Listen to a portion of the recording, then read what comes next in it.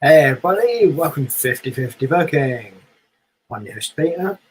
Here's Aaron, Gary Colours, coming off the back of a 24-hour live stream where he played Fortnite for 24 hours straight because some people just love Fortnite apparently. Some people.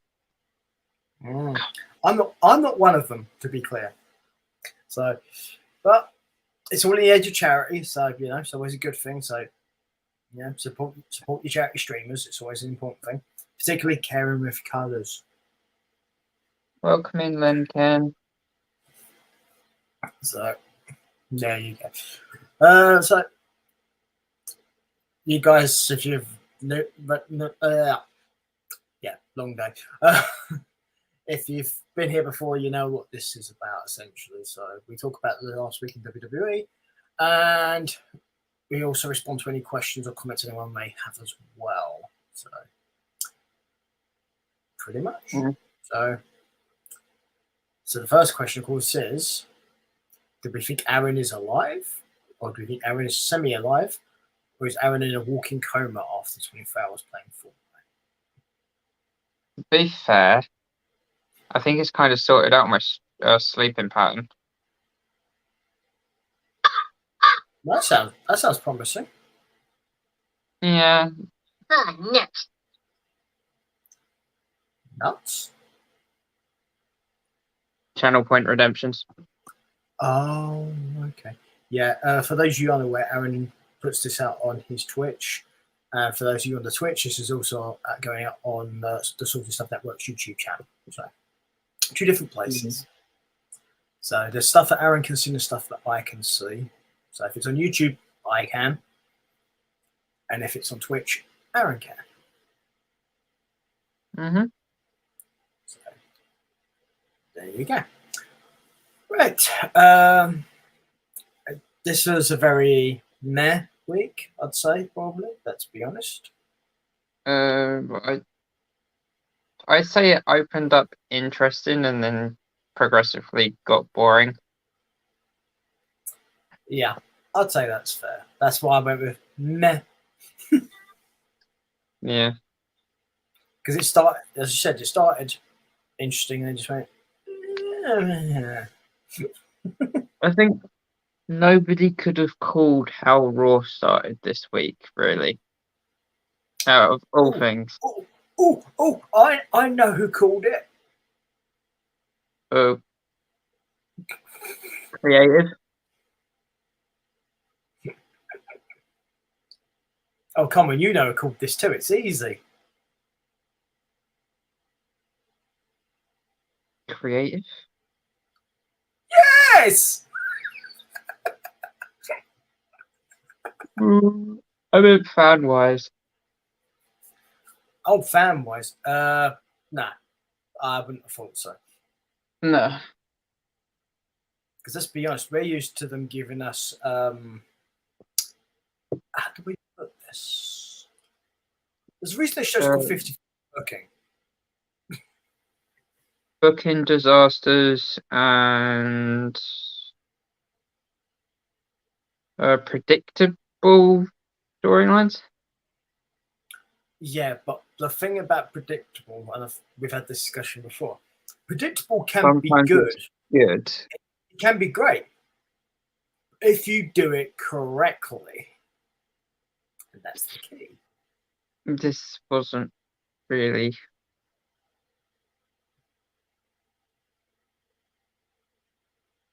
I mean, let's just give you a thought. Okay. All right. Predictable, right? Mm. Everyone knew Cody. Pretty much, there's a lot that Cody was going to win the Royal Rumble, right? Mm-hmm. Okay. But that was still done fairly well. However, after he won the Rumble,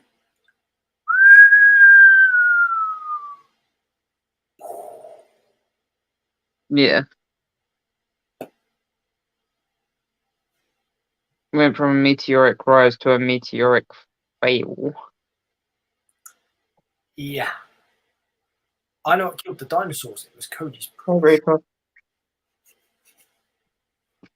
No, I think you'll find that was Roman Reigns' push after he split off from the Shield when they were forcing him down our throats. I thought that's what. Oh, never mind. Yeah, you're probably right. We'll go with that.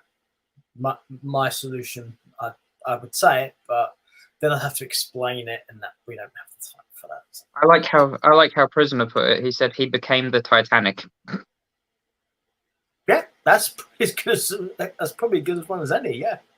Yeah. It's the unsinkable ship, and then WrestleMania happened.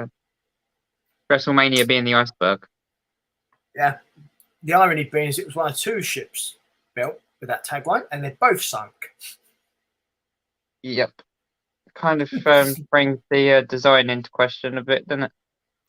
Yeah, just a tiny bit. Yeah. So there you go. We do have to start talking about the actual bits for the week in a minute, of course. As I said before, guys, if you wish to make a comment or question or anything, it doesn't have to be related to what we're talking about. By all means, get involved. Not a problem. Mm-hmm. So, as Aaron pointed out, though, the week this at least started off interesting.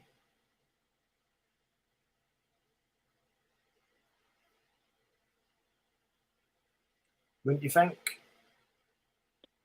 Well, I mean, I was surprised the way they went with Raw this week, because I mean, I don't think the joining of two factions was kind of thought about by anybody really, especially the two factions that decided to kind of team up / make a deal. I mean, that's the thing. There was no build up to this whatsoever. This came out of nowhere. I miss caring. Miscaring. Yeah. Don't you think the future Mrs. Caring might have an issue with that? That's who I'm talking to. Aha. That's her Twitch handle now. Oh. I would have thought it'd be not caring with, but there you go. Yeah. But yeah, Prisoner's definitely right with that analogy of Cody Rhodes being the Titanic. Yeah. That is definitely good. And of course, where all pushes go to die after losing main events? Brock Lesnar. Yeah. Well, that's a bit further into the show, though. So, Just a quick question about that Titanic analogy. Was that does that mean that Goldust was the first Titanic?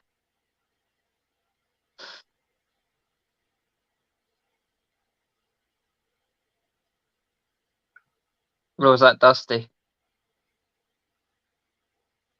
Yeah. you have to remember, despite what people thought about Goldust, Goldust won titles. Not a world title though. No, but he was also he was kept on television and booked better than both his father and his brother have been, and for longer periods of time. That's not very difficult though. Oh, when your surname is Reynolds, it certainly seems to be. Mm. Hi, Brandy.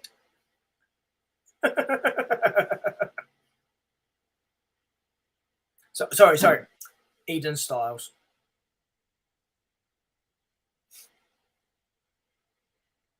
So Yeah. yeah. I was going to say, for anyone who doesn't get that, you'll have to go back to 2012, 2013 for that. Yeah. He was going to say. Yeah, we should probably get onto the wrestling side of things. Yes. Raw was kicked off by the Bloodline, surprisingly, and then even more surprisingly, they was interrupted. Well, that wasn't really much of a surprise, but the Bloodline interrupted them. And hang on. Try that again. the Judgment Day interrupted the Bloodline. See, I wasn't surprised about this, but I thought that this was just going to be like a standoff between the Bloodline and the Judgment Day, like my Pee-wee's bigger than yours scenario. And this was going to break down. I would have been much more surprised if it had been the Bloodline interrupting the Bloodline, to be fair, but yeah. Well, I could see Roman Reigns interrupting the Usos, to be fair. That's true. I'd give you that. But that would mean him actually being on Raw. I didn't realise there's thunder and lightning in Kemsley, apparently. In where? Kemsley. Where Kaylee worked. Ah. Maybe she shouldn't have had that curry. Yikes. Thanks for the luck, prisoner. Yeah. Don't run over that lightning rod, Kaylee. Yikes. That's Aaron's job. Yeah, anyway, the Bloodline kicked things off and was interrupted by the Judgment Day. We thought this was going to be a pissing contest, but it turns out it was a coalition of sorts, I guess we could call it. Yeah, I'd say that. That's probably the best description. Where the Judgment Day fought Zayn, Owens, and Riddle, and Sikoa promised to take out Rey Mysterio. Yeah. So the first match that happened after this was Sikoa versus Rey Mysterio, and that kicked off the show.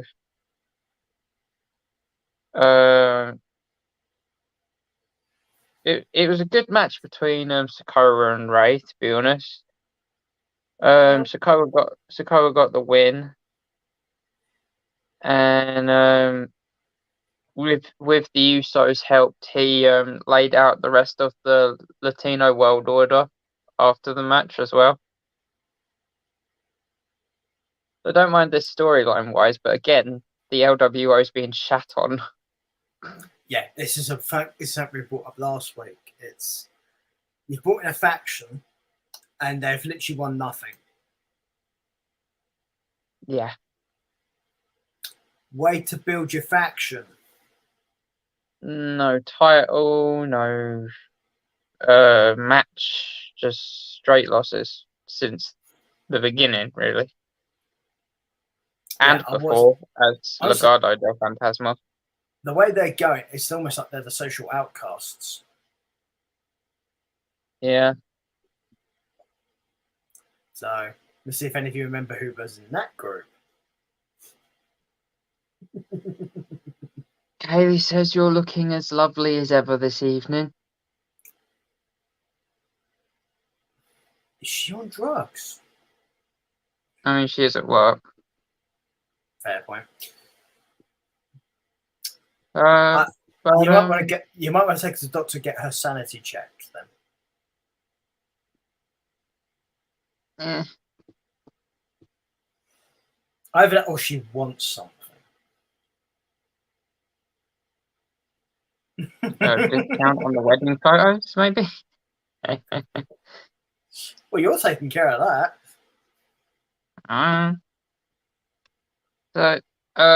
Following the Bloodline and Judgment Day kickoff, we got Belair versus Dakota Kai. Dakota actually got this match because she wanted it. Yeah. That's literally what the storyline was here. I want you really, really much. Okay. But yeah, anyway, this match was like a Belair showcase for the most part. Kai did have like a good showing against the champion, but this was just Belair winning. I would argue this was a waste of time. I'd argue that this was stupid to put somebody who hasn't even competed for a singles title yet on main roster in a singles match against the champion. Kind of my point. If you're going to do this match, build up to it. This feels more damaging for Kai than anything. Of course it is. This is the kind of thing you need to give to somebody who is lower down on your pecking order as a talent. I mean, hear me out with this. I'd have given the opportunity to Bayley as a previous champion and somebody who's not really in the singles title picture at the moment. Just do that to her, because even Kai's had a title more recently than Bayley has. So it's more damaging for Kai than it would have been for Bayley. Well, to be fair, it's a good point, because Bayley could have taken a loss and it wouldn't have been that big of a deal. The fact that Kai's loss damages her because of the fact that she's not really done anything on the main roster. Yeah. So your argument makes sense to me. So yeah. So what you either do is you're getting a low level talent to do this, or you're getting somebody who's not going to be hurt by this, and that's not what happened here. Yeah. But following that, we had Judgment Day and Heyman in a segment, and Heyman wanted to know whether or not the Judgment Day were happy with what the Bloodline did to the LWO. And Finn's answer was eh. And Heyman didn't really quite know what to say to that.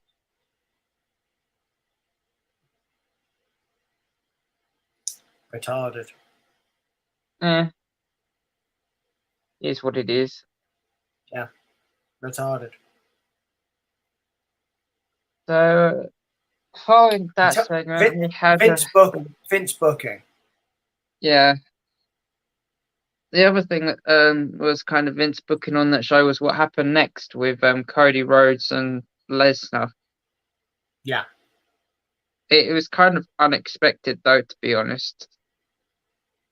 Rhodes called out Lesnar, and instead Cody got pissed, telling him to leave. So Cody left, got a chair, and came back. Pierce got security to get him out, and then Pierce offered to make the match official at Payback if Cody left the ring. And instead, Cody started attacking the security, and Lesnar just stood in the aisle and watched it all happen. And then walked away when Cody got on the rampway and carried away by security. So he laid out the rest of the security, jumped back in the ring, picked up the microphone, and flat out called Lesnar a coward. This was just crap. Also makes no sense too. So does that.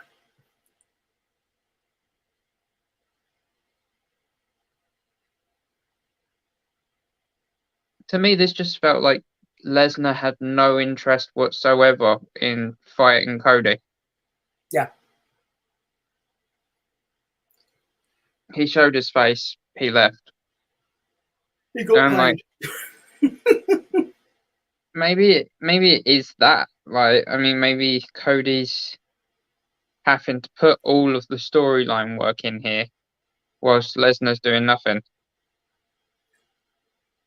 Look at it this way. This could be what Jon Moxley had to do for that street fight against Lesnar at the WrestleMania. Yeah. Because Lesnar did nothing in that build-up, so basically he had to do everything. And that sounds very similar to this, honestly. I mean, look where maybe it's because of where Moxley went and where Cody came from. Maybe he just thinks he's another Moxley.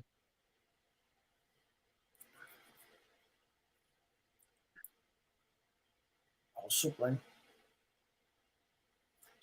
But two very different backgrounds, though. That's the thing. Thanks, Dave. Cody's background couldn't be more different to Moxley's if he tried. Hope you're well.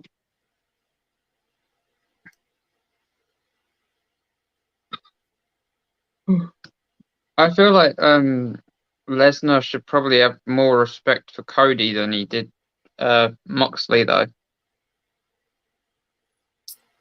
Yeah, but that's what makes me think this is what they're going for here, because of the fact he clearly doesn't. Yeah.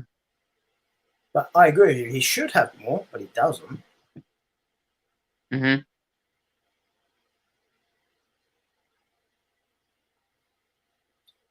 Way to build your people here.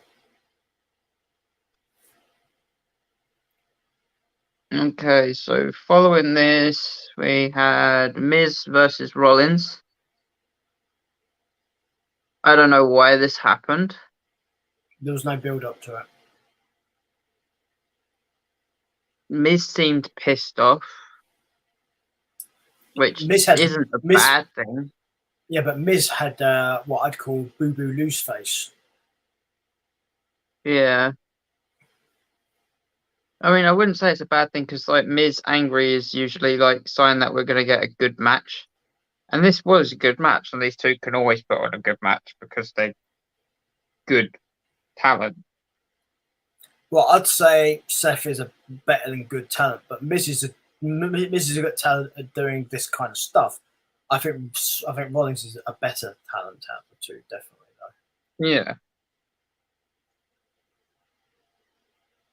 Yeah, I mean this match went back and forth, and eventually Seth won, unsurprisingly. Yeah, I was going to say he won to the surprise of nobody. I'm going to skip forward to Friday here on SmackDown when it was announced that at Payback or Backlash, whatever the next pay-per-view is. Backlash. Seth Rollins will go one-on-one with the Giant Omos. Yeah. What the fuck is happening here?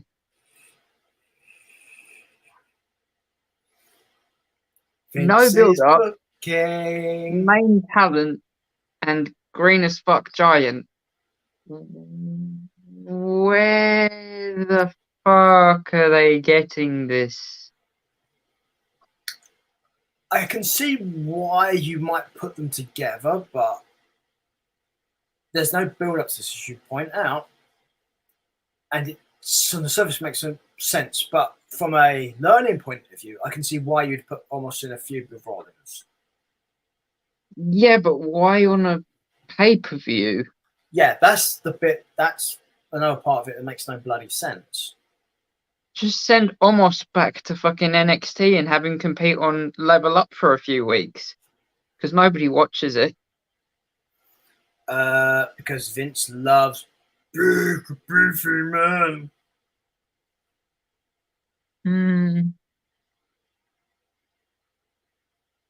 I wish you like big beefy men that knew how to wrestle, because like it's gonna take somebody getting hurt for fucking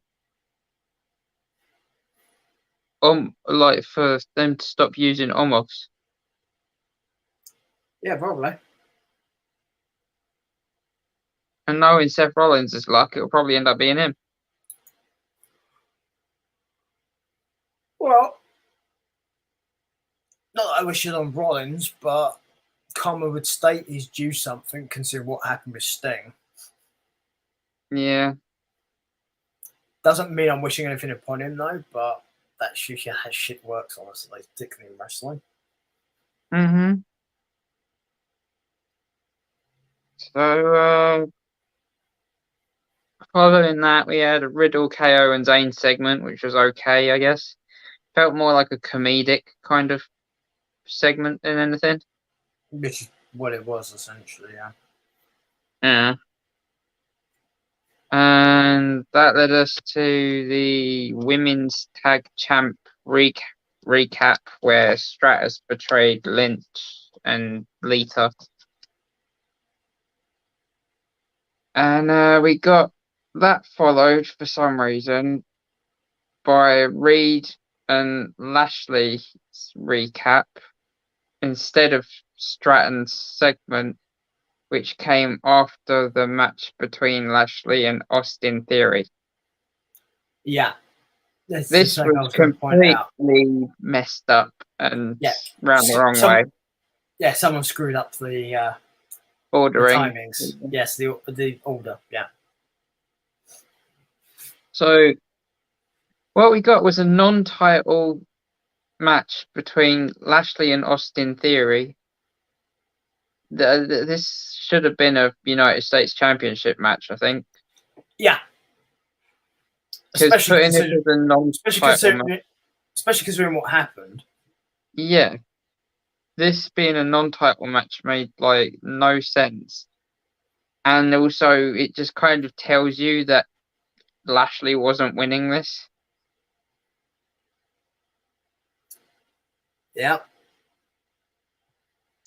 I mean, I saw the DQ/no contest coming at the end. Because would you like to play the WWE guessing game of what it's officially listed as? I'd say a double DQ. No contest. No contest. Perfect. Should have gone with my first guess. So Reed left Lashley laying after the match after a small assist from Austin Theory. Yeah.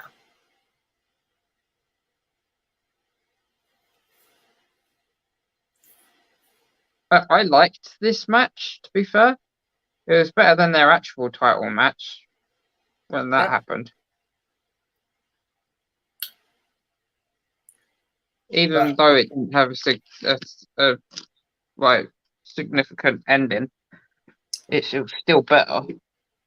Well, the thing is, you can do this kind of an ending, but if the match had actually been a title match, it would have made more it would have been better because it would have made more of a point here. Yeah, I agree. Because then you also bring Reed into that US title picture. Yeah.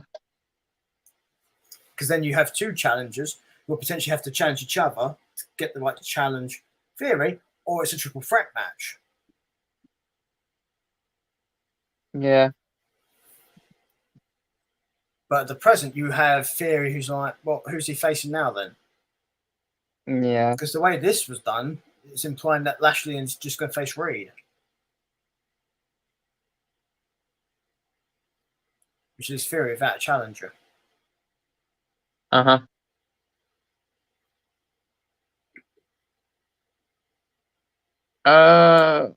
Following that, we had Trish Stratton's reason for doing what she did last week to Becky Lynch. I'm not gonna lie. Throughout this segment, I kept on imagining Trish Stratus in a pantomime villain outfit because that's all this felt like. It felt like a panto villain kind of speech. She started by taking all the credit for what she thought she was like deserved credit for, the women's division's evolution. And then like it just seemed to be a bitter old veteran, in all fairness, and owned up to taking out Lita the previous week, which most of us had already guessed. Yes, you did. And yeah, it just seemed very lackluster villain. Yeah. I don't know what she's I don't know what they're what we should expect from like this.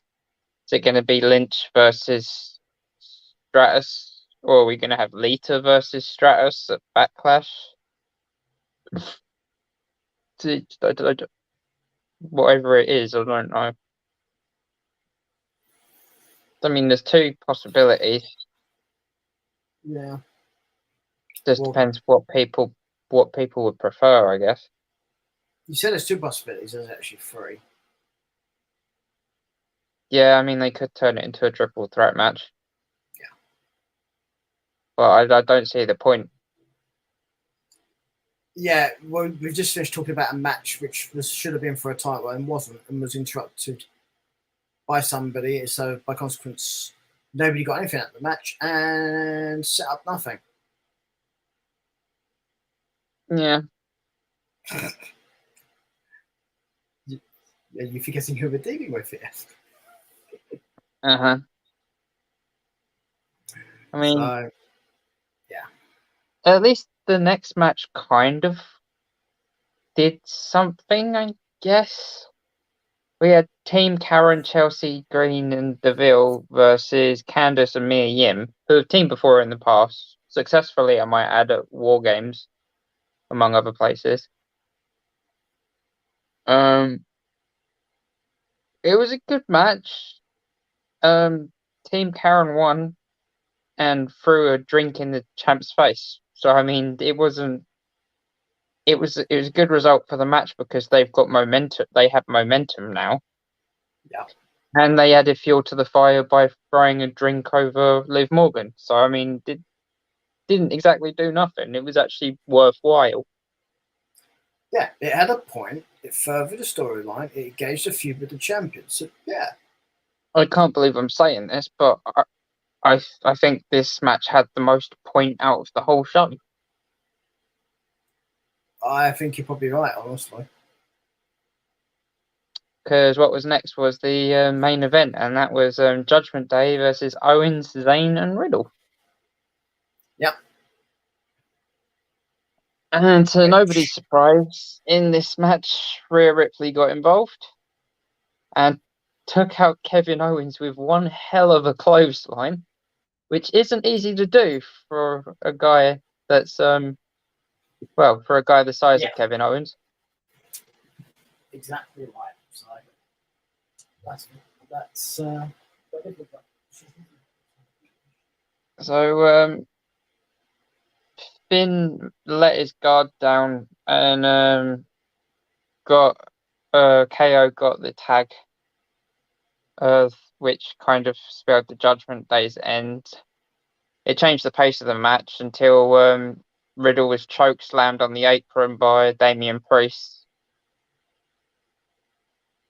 This match was good. The Judgment Day lost, however, which kind of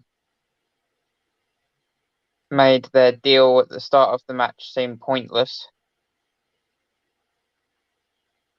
Uh, the Bloodline came out to continue the beatdown on Owen, Zayn, and Riddle with the Judgment Day, and then the Latino World Order came out to back up Owen, Zayn, and Riddle, and the whole of the Raw show just ended in a brawl.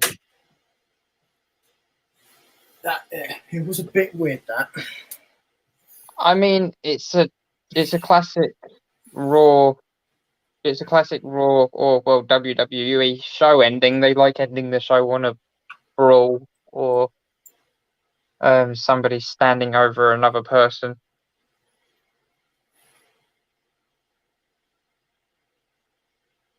Or like a surprise of some sort. Oh my God! It's Vince McMahon. Yeah. I would say out of the past few weeks since WrestleMania, I'd say this is the worst Raw so far.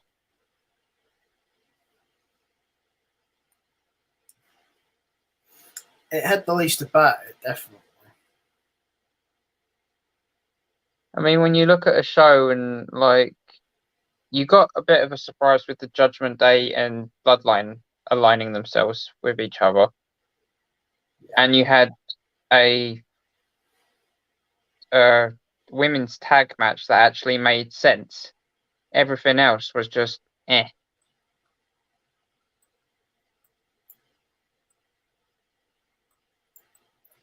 Yeah. I mean, it is what it is. I mean, you're not wrong. So, but yeah, that was basically Raw. So Yeah, I gave it a 2 out of 10. that's about what it deserves, honestly.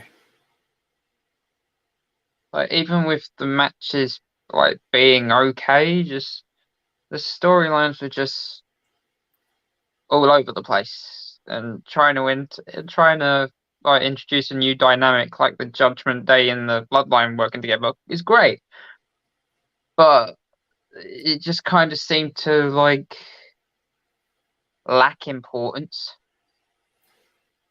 Yeah, It was at the start of the show and at the end of the show, but there was nothing in between really keeping it interesting. yeah. The only storyline thing that kind of worked on this show was the women's tag match, which you alluded to earlier.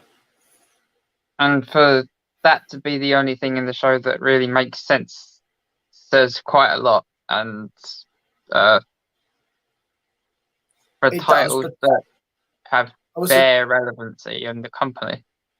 I'd say yeah. But to be fair, it's not the fault of the women here. No, if anything, it's great for the women. Good for them. Yeah. Well done. This is very much a case of the bookers and the talent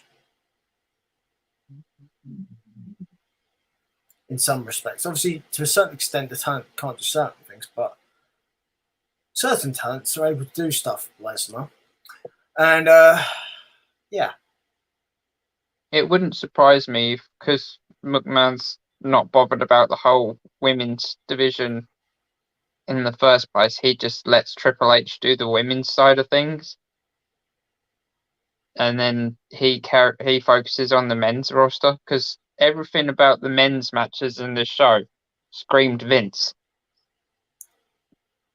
The women's match, Belair versus Dakota, yeah, it's a little bit but it was still a good match, kind it of, and also the it also simplicity of it made explains. sense.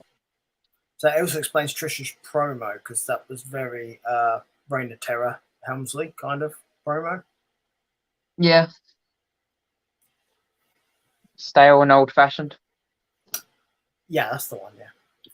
For those of you unaware, we're talking about when Triple H they didn't lose a match for about 3 years.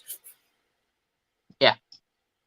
So because he's the gay. Yeah, That that ends does, everything for Raw. yeah, that does bring us, of course, to NXT.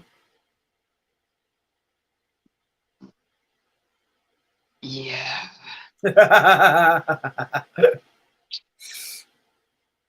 And safe to say Chaos opened the door for NXT this week. Mm-hmm.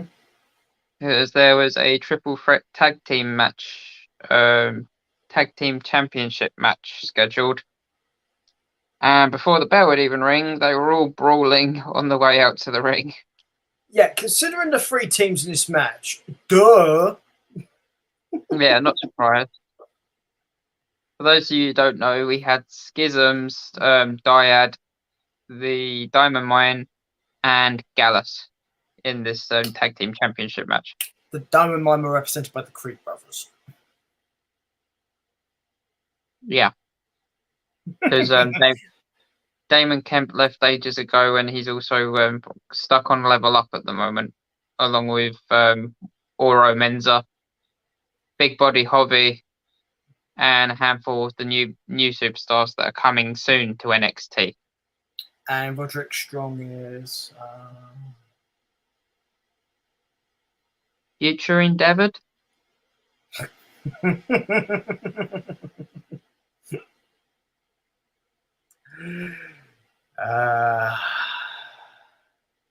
Or should we call it job hunting?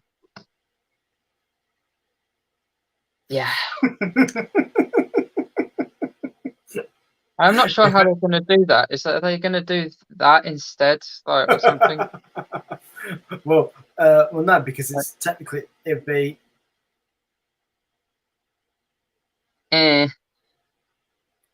Or it has to be a version of that because obviously there's no fish now. Yeah. What happened to Fish? his contract expired and he buggered off to Impact Wrestling. Oh, makes sense. Yeah. Kyle O'Reilly's still on the shelf for injury, and Adam Cole got handcuffed to a bottom rope, and his girlfriend got smacked the crap out of her. Boom. Baby. Now, just going to sideline now, just for a sec, because I want Aaron to print this right. Am I the only one who laughed their ass off at that segment?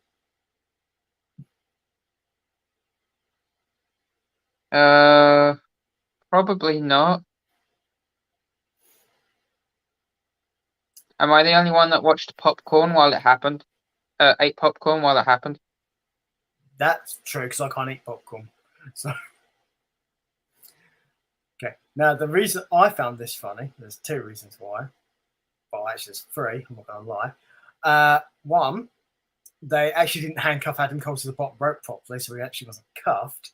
Two, I don't like Adam Cole, so it was fucking funny anyway. And three, Soraya's kendo stick hits were like,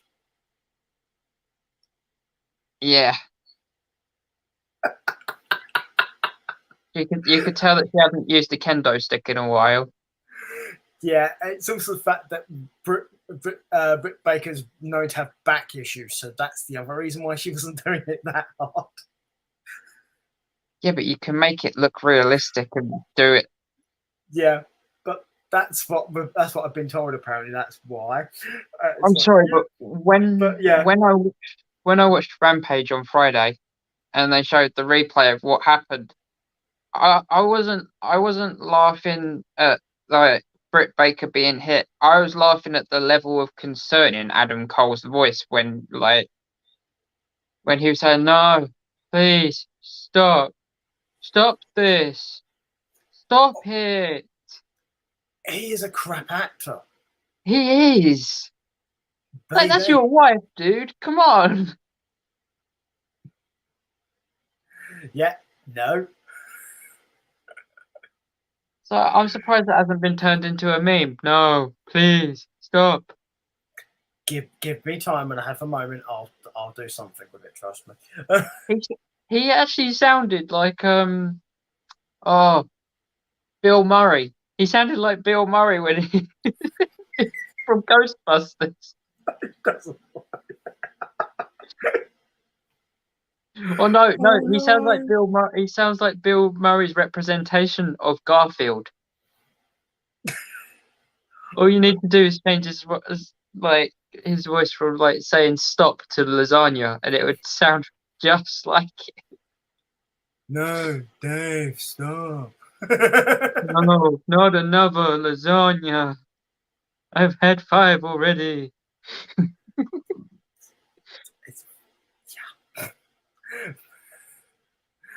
Yeah, but he actually doing his comeback to NXT though, I'm afraid. But I mean, we both enjoy taking the mickey out of Adam Cole because we think he's shit. So there is that. But that was bad. So Gallus retained their tag titles to the surprise of no one. I'd say the only surprise out of this is they pinned the Creed brothers, not Schism. Well, that's odd considering that Schism didn't have a foot in the tag title door before this. Yeah, and also I've asked for a release. Oh. What, Joe Gacy and the GYV? GYV. Oh, just the GYV. Mm-hmm. So they want to leave and Gacy wants to stay? I don't know if he has or he hasn't. The GYV have asked. Can't really blame them. Neither Since moving up from NXT UK, they've barely been used. Yeah. And the one time that they have been used, they haven't even been allowed to use their own gimmick, which they came up with in the first place. Yeah, for those of you wondering, they're called the Dyad when they're part of Schism. Yeah. And the grizzled young veterans throughout their NXT UK tenure, where they were I think, one of the longest reigning championship tag teams. They might even been the longest, actually. No, it was Gallus because of COVID, but that's just a technicality. You're right, yes. Yes. But excluding COVID, it would be them. So technically, COVID's held the NXT tag team titles. Held the NXT UK championship as well. Yeah. But we won't bring that up to Gunter because we like our chests the way they are. I don't give a crap about Gunter. Walter scares the crap out of me, but Gunter doesn't. That's the one. But following this, we had a brand new segment called Hard Hitting Truths with Nathan Fraser.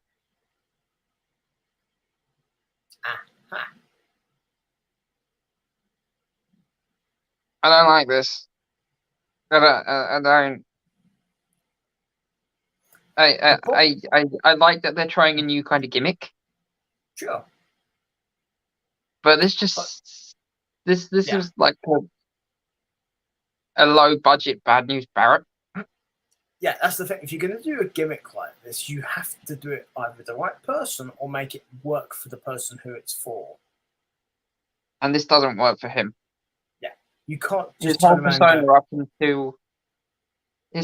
up until this point has been like energy, and this was like, yeah. If you'd given this to Noam Dar, for example, fine. Yeah, but he already does Supernova sessions. So Yeah, but you get but that kind of person. That's why I'm making the point here. Yeah, obviously he has his own thing anyway. But you need that kind of person to do something like this. You can't be the way he was. So the new gimmick was like interesting, but it just wasn't great. It wasn't amazing. Like, oh my god, yeah, I could watch this every week. Yeah, like I mean, this is one. Sorry, I was going to say this one. Instance, this is not the talent's fault. This is purely creative that's done this. Yeah, I mean, from what I've heard, it was actually Fraser's idea to do a segment like this. Yeah, but it doesn't necessarily mean that he wanted it this exact way. Is my point, because you can put forward the idea, but the creative still have to implement. Yeah.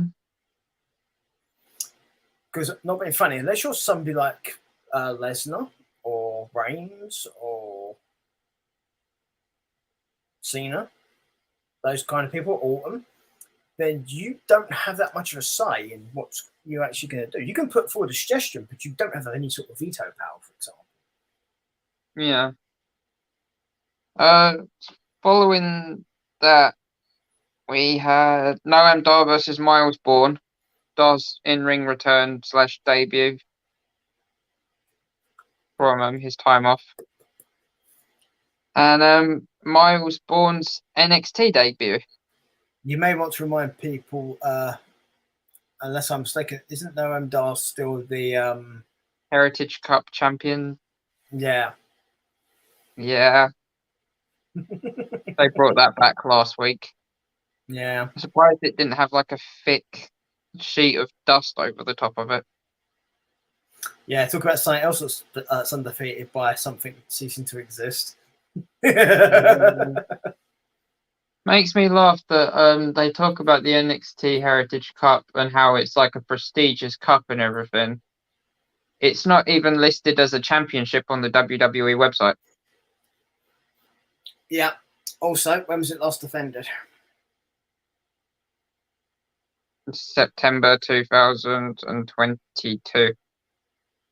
And we're now, it is April, nearly June. Nearly what, sorry? Nearly May, sorry. I was going to say, I think you missed a month there, dude. It means you skip the coronation as well. So. I wish I could skip the coronation. Well, you're not getting crowned, so calm down. It's fine. I've got enough crowns on Fortnite, especially on the 24-hour stream. Yeah, well, you know. Also, look at it this way: at least you're not called Charles. Yeah. Exactly. I mean, So, that is my mum's maiden name, so I'm not saying anything. well, I'm on about first names, dude. Yeah. So, you can't No, pick I'm your not any surname. relation, so Yeah, you can't pick just your put that out surname, there. so Yeah. I mean, you no. can, And but there's depot involved and everything. yeah, basically, if you do that, you're a bit of a douche, honestly. Both my brothers have done it. Thank you for saying that. My point still stands. It's a point I'm not going to argue with. Did they go back to their mum's name then? Yeah, I mean, a name's a name at the end of the day. I don't see the point in changing it. It's what you was born with. Unless you've got like a significant reason behind it, then fair enough. Oh yeah, there are valid reasons to do it. Absolutely, there are, but not just at your bloody whim. For I think instance, it was more the fact that if somebody needs to go into hiding, for example, for like witness protection stuff like that, then by all means, absolutely you should. But I think it was more the fact on my brother's side that they wanted to continue my granddad's last name, and there wasn't any males on my mum's side of the family. do you know they still could have called their children the surname Charles? Yeah, I'm aware of that. Apparently they weren't then, yeah, because it doesn't matter because you ultimately decide what goes on the birth certificate. So Yeah. with only some exceptions, because some names you can't call children Yeah. because they're legally banned. Mhm. Unsurprisingly, one of those is Lucifer. Yeah. The match between Noam Dar and Miles Bourne. Yeah, see how much I cared. We're on a tangent about names. Yeah. As we've touched upon, this was Dar's in-ring return with the Heritage Yes. Cup. This wasn't a Heritage Cup match. This was a normal match. Kind of why I'm not bothered by this, because I want to see him do Heritage Cup stuff. It was also Miles Bourne's NXT debut. And this is the second week in a row they've done this. Placed a returning star in with a brand new talent. Yeah, it's something we both have an issue with, because why are you doing this? Yeah. And the new talent lost.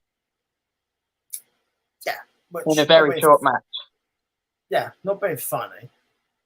You kind of think that's going to happen anyway. But if you're going to do this, why are you having a new talent lose this? Why aren't you getting somebody who can take this or some local talent? Yep. I also like to point out that the first match of the show, the triple threat, I know they opened up the show with the brawl and whatnot. I feel like that should have been the main event, not the kickoff to the show. Because it was a title match and it was a really good match. It has that shout as a title match, but considering the main event was also a title match. Was it? Because I was under the impression that the show had a main segment, not a main event. Yeah, I know. But you have the argument of the North American title being the main event as well. Basically, is my point. But you're right. You're right about the segment thing because But there's an argument that for either title match being the main event rather than that segment. Yeah. Well, speaking of segments, next thing that happened was Odyssey Jones. Well, no, actually, no. There was something else first. The Briggs and Jensen tag team breakup. Jensen wanted to talk to Briggs about their tag team, and Jensen got shot down by a remade Barbie Briggs. So he looked like a Ken doll, a southern Ken doll. So no more Briggs and Jensen as a tag team. This escalated later on in the show to a mixed tag match at Spring Breaker with Fallon Henley and Jensen versus Briggs and whatever her name is. I can't remember her name is. Is it Paxley? No. Kiana James. Oh, there you go. I kind of I understand what they're trying to do here, but at the same time, I'm not a fan. I had a feeling that this whole love quarrel was going to break up the tag team eventually, but I still don't have to like it. It makes no sense because you've not really done this as a proper story for this to lead to this and for this to happen. They have, but in my opinion, it feels overworked. That's what I mean, a proper story. That's why I use those particular words. Mm. They've done it, but it's a case of, yeah, really? Have you actually done an actual story? Or have you just done, we have to do this bit here, this bit here, this bit here to make this happen here? You've not done an actual organic seeming story. It's not had the flow a natural story does. And that's my point.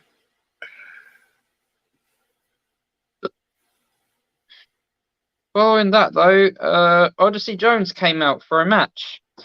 No idea who the match was against, though, because he got speared out of his boots by Bron Breakker. Because there was no match, he was there for that exact reason.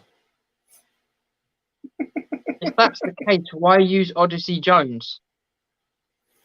Because this is damaging for Odyssey Jones. Yeah, the logic would be we have to use somebody who looks big so Breakker looks more impressive when he does it.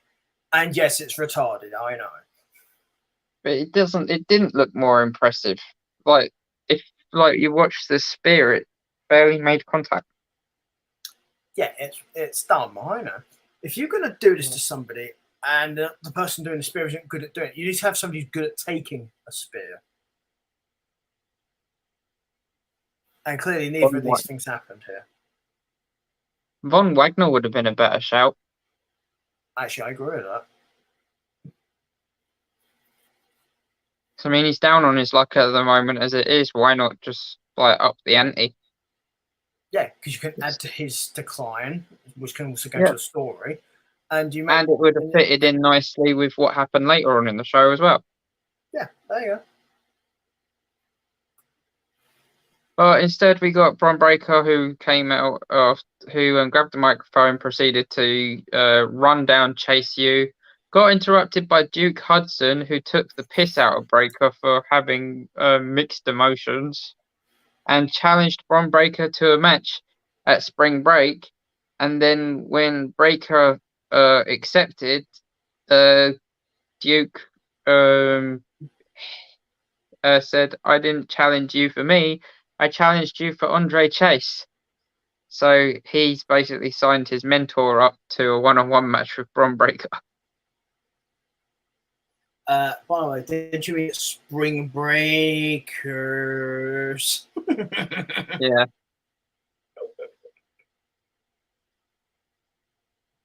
So this was just kind of like a runaway shopping cart, I guess you could say. I think that's a kind way of putting it, for sure. Following this, we have Perez versus Stark. It was a good return match for Perez, and she got the win as well.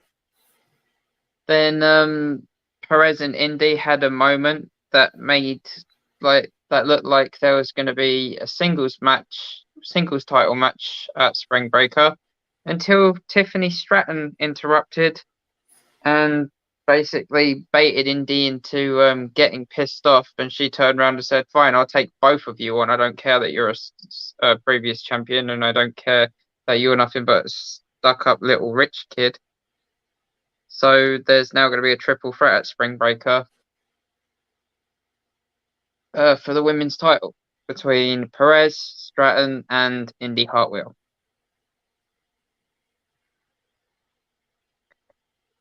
Oh, sorry. I fell asleep. Yeah. I I don't mind the fact that this is happening, but Indy's still not doing it for me as women's champion. Aaron, pray tell, what is the story? What do you mean? Why is this happening?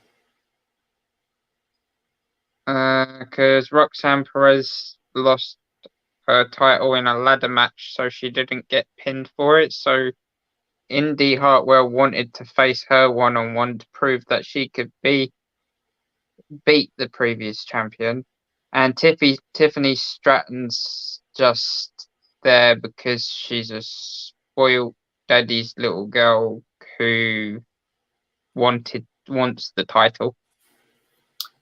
So you're telling me that you've got a triple threat match where you've got one person who actually deserves to probably have a match, and another who has done nothing to earn one, but has just complained a lot. Yeah, basically. Okay, just want to clarify. Booking. Yeah. Crazy storyline, but it's still booking. Yeah, it's kind of the point I was making.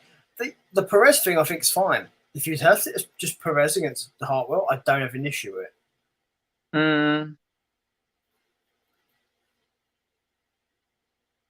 But Tiffany Stratton is not up to being in the ring with either of them. Still too green. Yeah.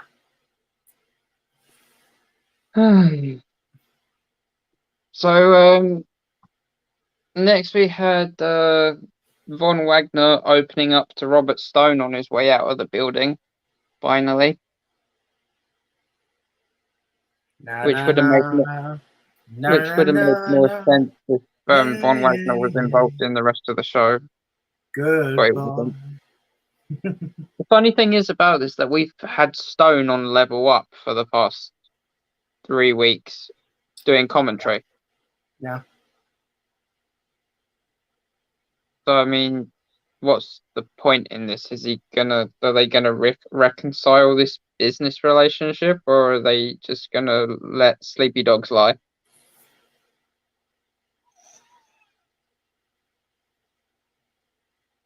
Who knows? Who knows? Who cares? More like. Yeah, that's the one. Moving swiftly on, we had Gigi Dolan versus Cora Jade. Good match, but JC Jane interfered, and Cora Jade, of course, took full advantage for the win, taking out Booker T in the process. Sorry. Cora went to talk, but was then interrupted by Valkyria, who challenged her to a match at Spring Breaking. Yeah, I would like to say that I completely condone the interference that happened here because Booker T got hit. I have a question about that actually. Is this like Booker T's way of taking bumps now and liking it? Because this has happened like 3 consecutive weeks. Is it National Hit Booker T Month? Because if it is, I want in. How do I put this? Do you remember Triple H and faced Booker T at WrestleMania? Yeah. Do you remember what happened? Oh. Who's booking NXT? Oh. Well, that makes sense. I'm leaving it there. You can work that shit out for yourselves. What was that? WrestleMania 20? I think it was 21. I'd have to check that. Let's see. Well, following the match, we had a segment where we learned a little bit more about Eddie Thorpe, which I was happy about. WrestleMania 19. Oh, I was 1 year off.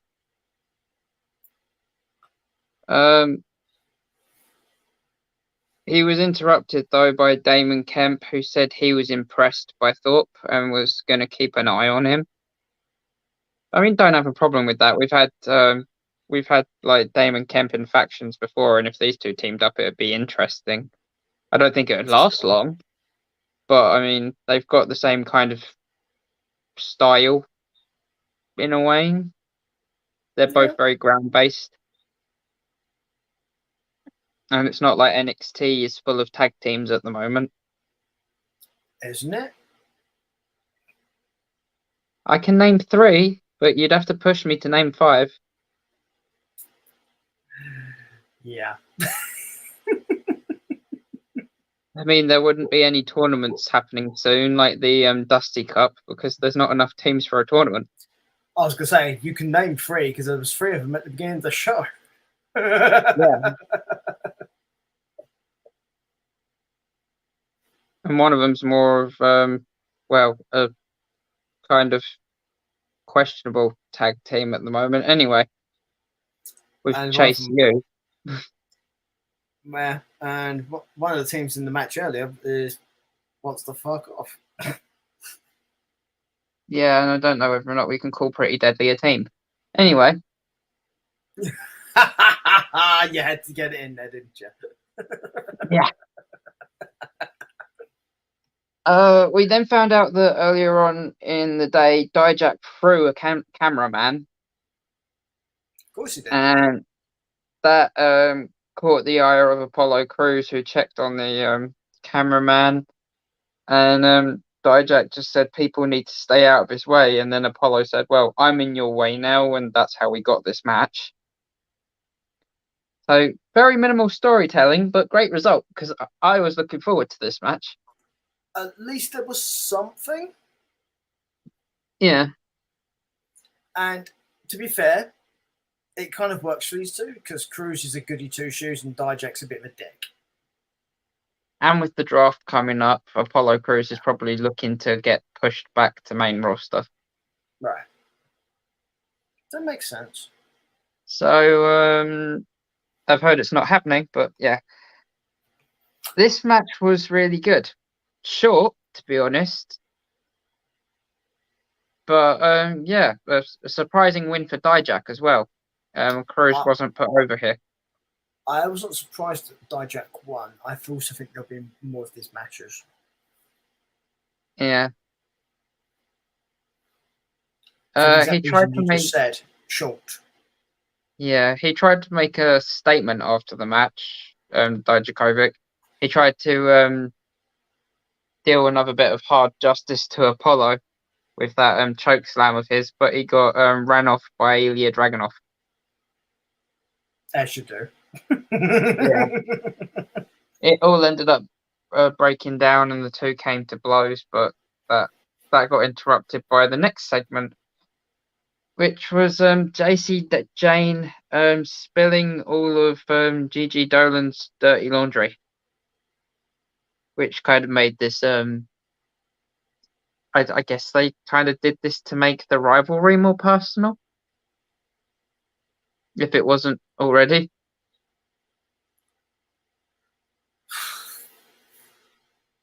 Yeah, but this was lame. Yeah. Speaking of lame, the main event match, should I say, was Charlie Dempsey versus Wes Lee for the North American title. The thing is, this could have been good as well. This could have been good, but it was a pants match. Yeah. Like, Lee narrowly got the win. Yeah. Gulak took a cheap shot at the start of the match, which just made us think, oh, great, it's going to be one of those matches. Yes, it was. And then, Lee retained in pretty much 12 minutes, I think it was. 12-minute main event. And then both Gulak and Dempsey attacked Lee after the match. Yeah. And this left 20 minutes, over 20 minutes for the main segment, which was the Grayson Waller effect with special guest, the NXT champion Carmelo Hayes. So I'll be back in a sec. Keep going. Okay. And this main segment was basically a slag off competition between Mello and Grayson. The funny thing about this was literally Trick Williams was sat there the whole time, and if you watch him throughout the main segment, if he'd have been sat in the middle of Mello and Waller, he'd have probably looked like a tennis umpire going like this from one side to the other. Because there was literally no point in him being there. I mean, this didn't get physical, so there was no need for like a physical advantage for Mello, and he barely did anything. So this could have been a lot easier being just beef between the two, like the challenger and the champ. This didn't need to be like a 3-person gig. It was kind of crap.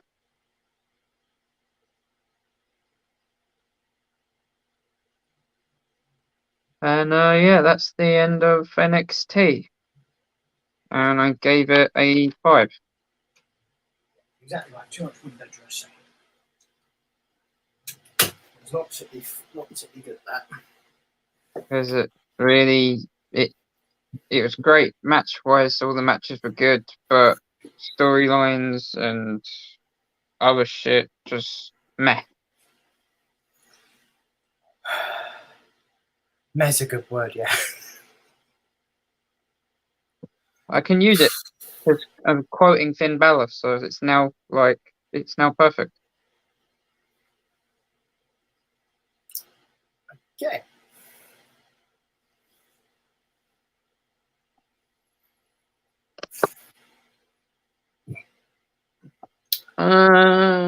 Next we have SmackDown.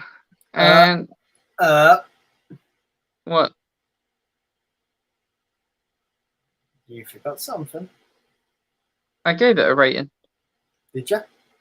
Yeah, before you came back. You sure? Yeah, I gave it a 5 out of 10. I was going to say, because I will check. Yeah. I know, I definitely did though. Okay. So SmackDown.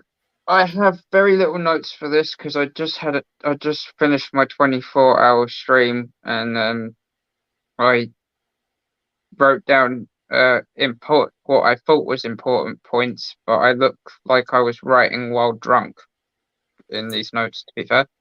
Yeah. Here's the thing about this show, people. There was 5 matches in a 2-hour show. Okay, yeah, that makes sense. Because I've only got 4 of them written down. Yeah, I can probably guess which one's missing as well. So to open up the show, we had Judgment Day versus Latino World Order again. It was Priest and Balor versus Rey and Escobar, to be clear. And the Judgment Day won again. Yay, faction! Zelina then went to Adam Pearce and told him that she wanted Rhea Ripley for the SmackDown Women's Championship at Backlash. Don't have a problem with this. Yeah, because Rhea's going to kill her.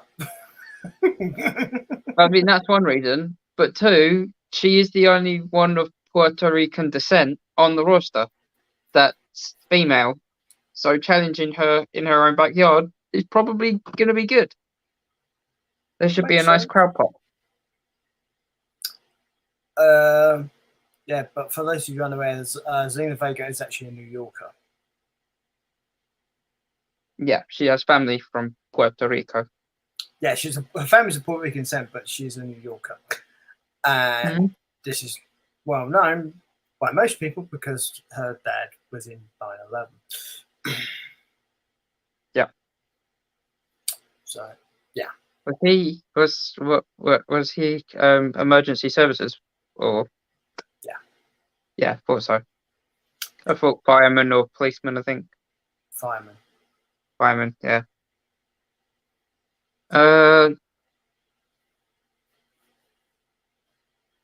Following this, we had the Nakamura and Cross bit, which was okay. Nothing really special. They kind of videographed it and made it look nice. It was just there. This honestly. Yeah. So following that, Women's Tag Team Championship. I don't even have it down as match, but it was a good match. To be honest, there was a bit of turnabout is fair play happening here because on Raw, Liv Morgan had a drink thrown at her, and they won this match by throwing a drink over Chelsea Green and pinning her But this to is retain the titles. as stupid as it sounds. This at is least good it makes storytelling. right. This makes context. Just in context of the story, this makes sense. Is it stupid? Yeah, but at least it makes sense of what they're trying to do, and you got a match out of it. It was a means to an end. Yeah. Will it be the Mhm. last time the two teams face off? Probably not, because they're the only two teams really at the moment that I can think of that work and have been on screen enough. But, yeah, not likely to be the last time you see them. No. So following this, we had Walter versus Woods in an IC title match. Those of you who don't know, Walter is Gunther. We just don't like the name Gunther. Yeah. Also, why is this not the main event? Yeah, I was thinking the same thing. I think title beats storyline on this, and this should have been main event. Yeah. Again, Especially even the women's tag second- match has more of a shout of being the main event than the actual main event. Especially when this is the second time this week that Sakura and Riddle have been in the same ring together. Yeah. So this was a really great Intercontinental Championship match. Didn't have a problem with it. Sure, it would have been nice to see Woods win a singles title, but we all knew he wasn't going to. Not against that one. No. And then, yeah, I've got in my notes as well an argument could have been made for this to be main event. Main event. Beat you to it. Yeah. And then after that match, I touched on this earlier, but we found out that Omos is going to be facing Seth Rollins at Backlash for some reason.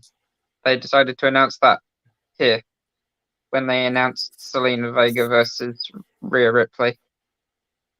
Mm-hmm. And yeah.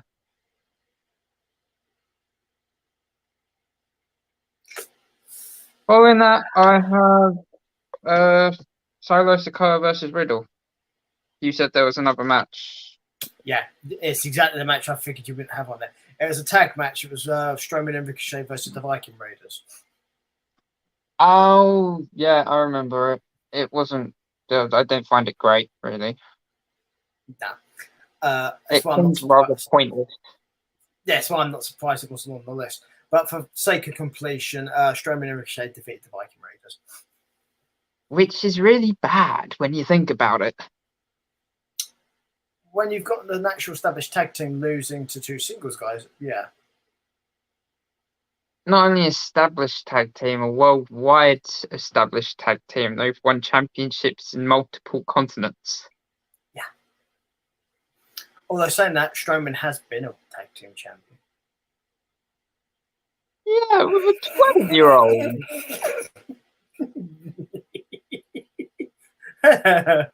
Well, Ricochet looks like a 12-year-old. Only when he shaves off his beard. Exactly. You sure it's not Nicholas with a beard? I mean, I do like their tag team name though, and I bet Vince does as well.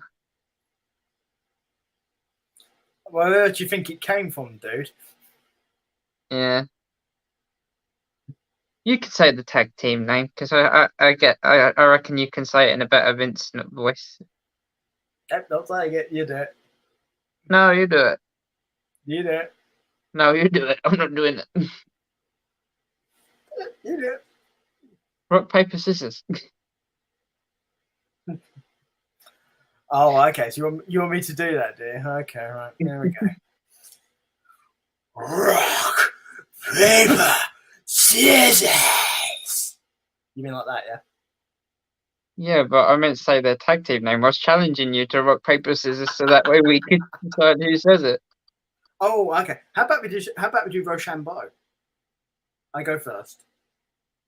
No.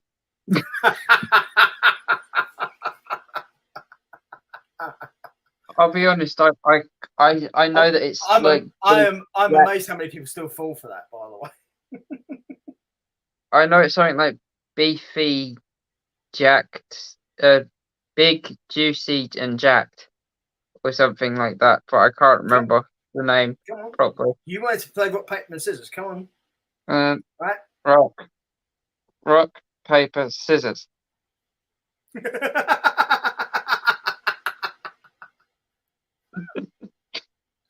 Draw. Neither of us have got to say it. Yeah, that's good. I'm down for that. Yeah. But is it like juicy jacked, big juicy jacked, big juicy and jacked? I can't remember the exact name. Or is it bald juicy and jacked? I'm going to check. I know it's on Strowman's Insta.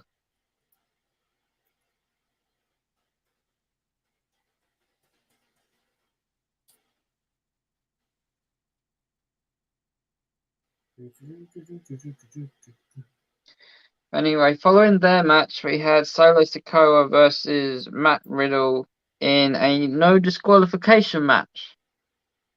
And thanks to the Usos, Sikoa came away with the win. And the three of them laid Riddle out because Sami Zayn and Kevin Owens were not at SmackDown this week. Surprisingly. Travel. Yeah.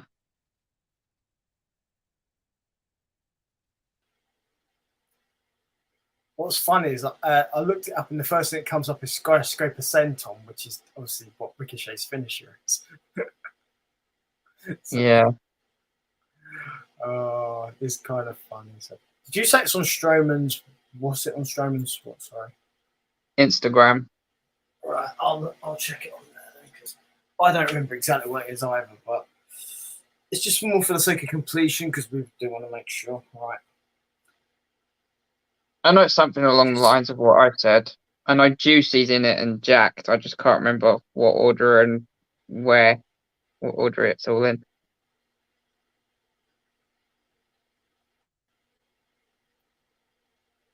I find it hard to believe that WWE are okay with the word juicy in a tag team name.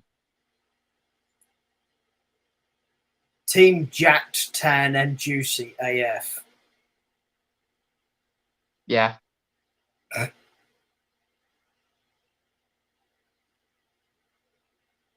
Kind of screams Vince, don't it?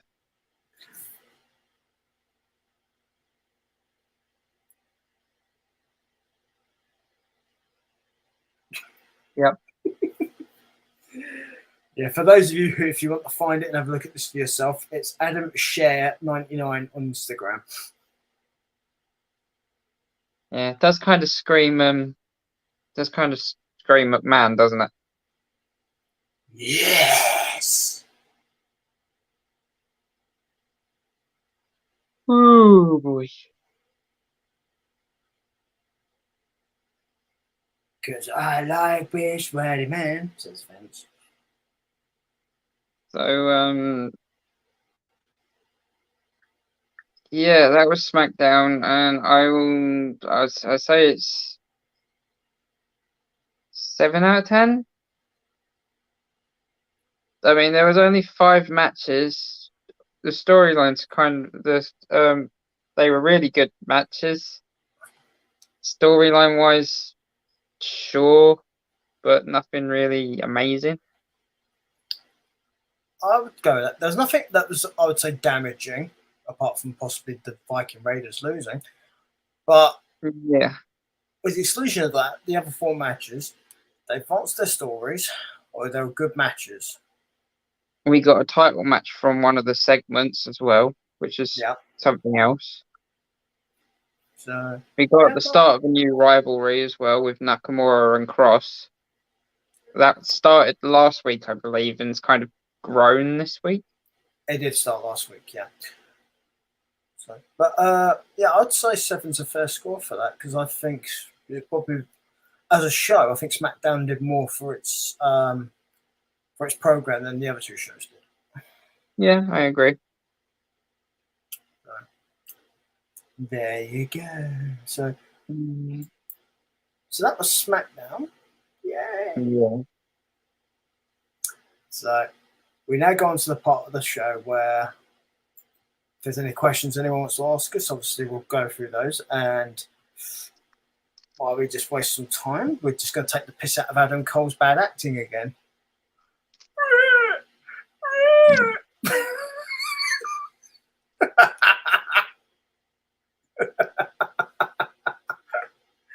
As you can tell, Aaron is completely impressed by that.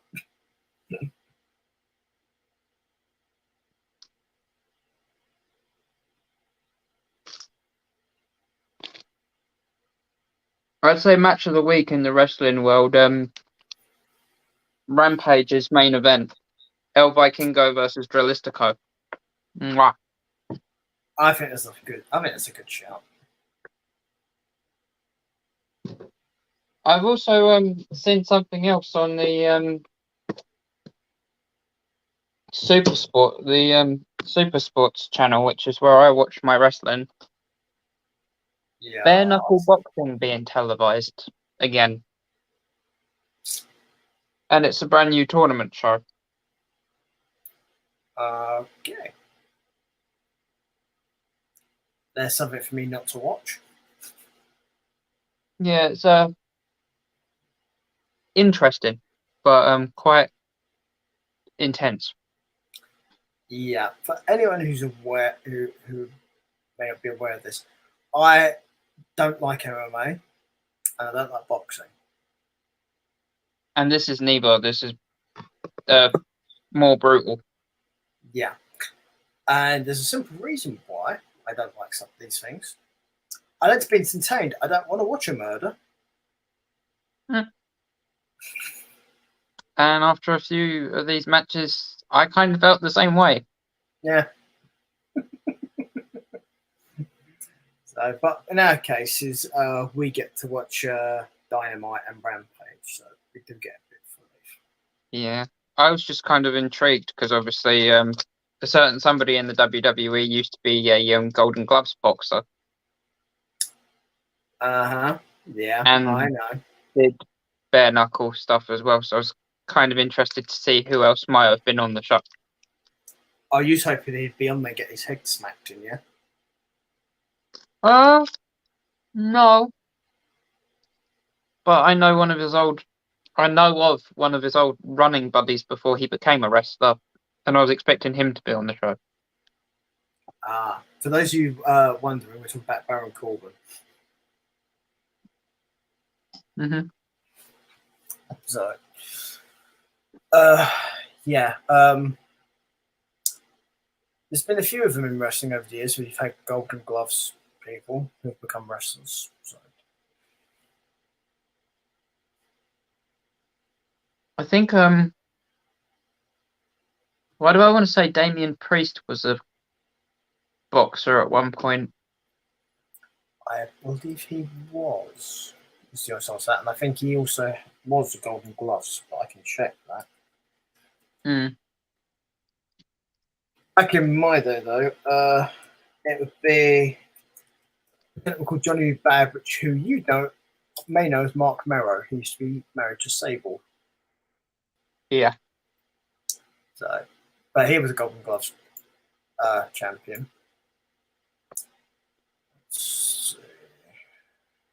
Jack Swagger was an All-American. That's not the same thing. No, that was Amateur Wrestling. He was a 4-time one. So,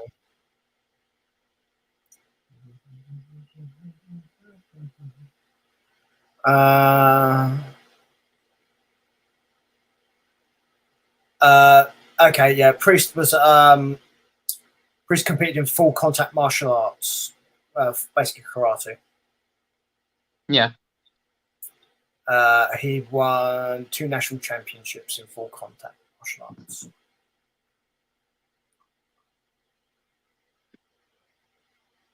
So there you go. All right, let's have a look.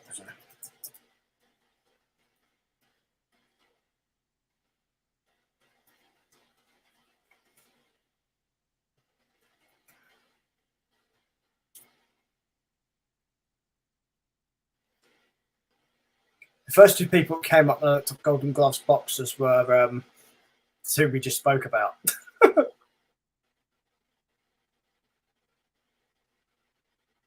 Corbin and Merrow. Let's see, Corbin. Well,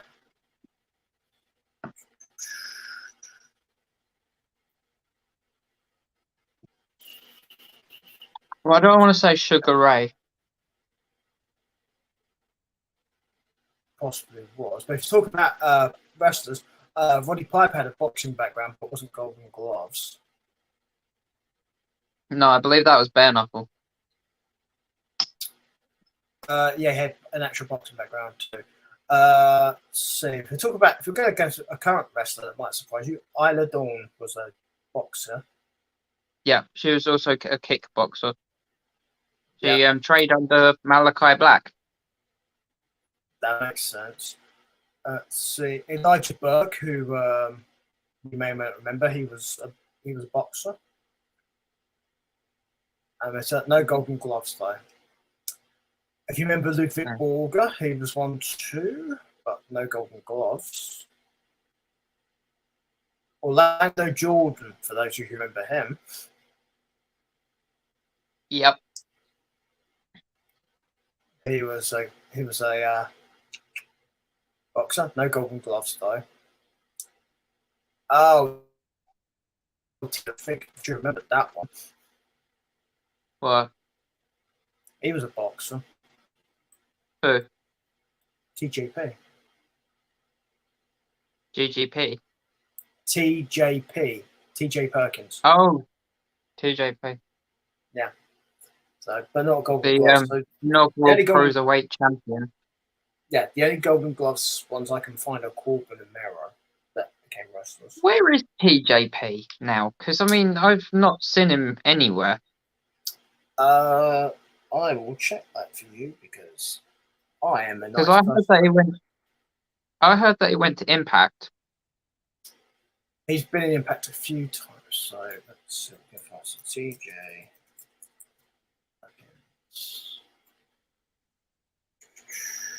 Let's see.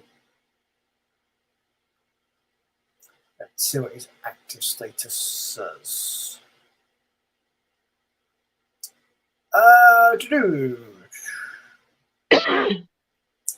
He is currently spending time amongst a few promotions. Let's see, New Japan, MLW, and CMLL. He's part of the United Empire.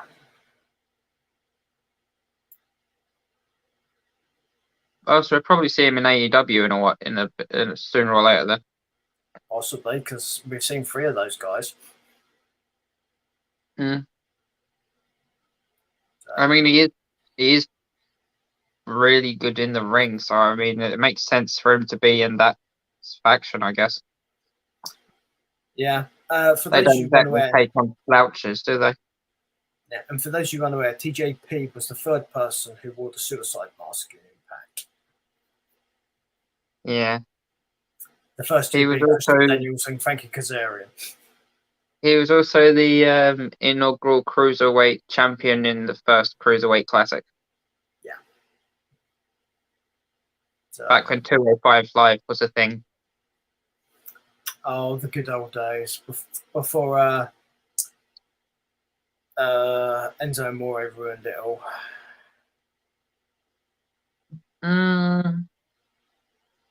Argument could be made that Vince McMahon kind of had a hand in that. With all the releases and the stopping of the show. Yeah, but that was after what happened with Enzo Amore and Pac. Yeah, but Enzo Amore isn't wrestling anymore, I don't think. Apparently he's trying to get back in, from what I understand. I will very quickly look that up because I heard he may be trying to get back in. Well, let's hope he doesn't go to AEW. Well, we all know his former tag team partner's back and he's doing very well for himself and he's living a clean, healthy life, which is good for him. Yeah, so we don't want Enzo going to AEW.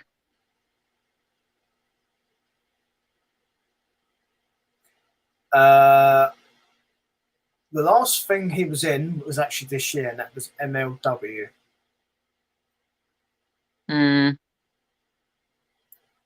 So we'll see if he pops up there again. But from what I've just seen, that's probably not going to be very likely. So there you go. But Big Bill, well done, Big Bill. Clean yourself up, get your act together, get yourself back in the ring.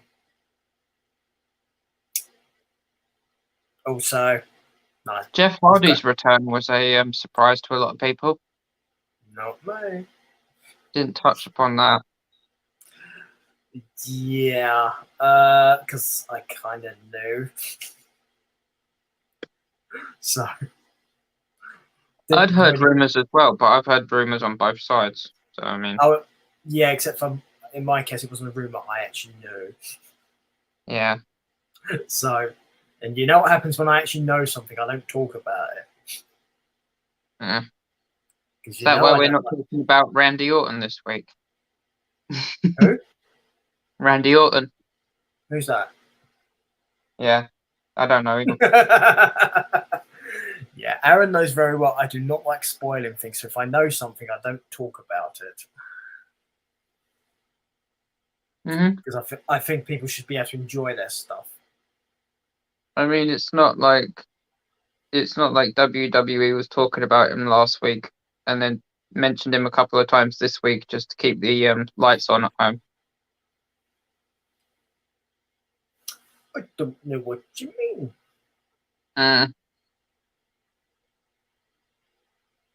I don't hear voices.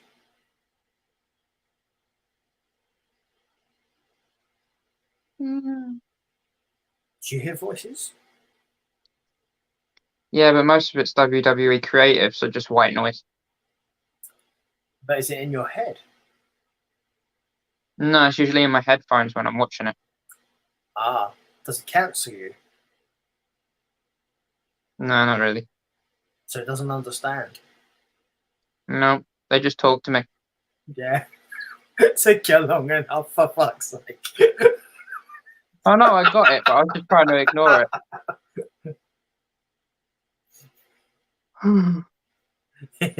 You're an ass.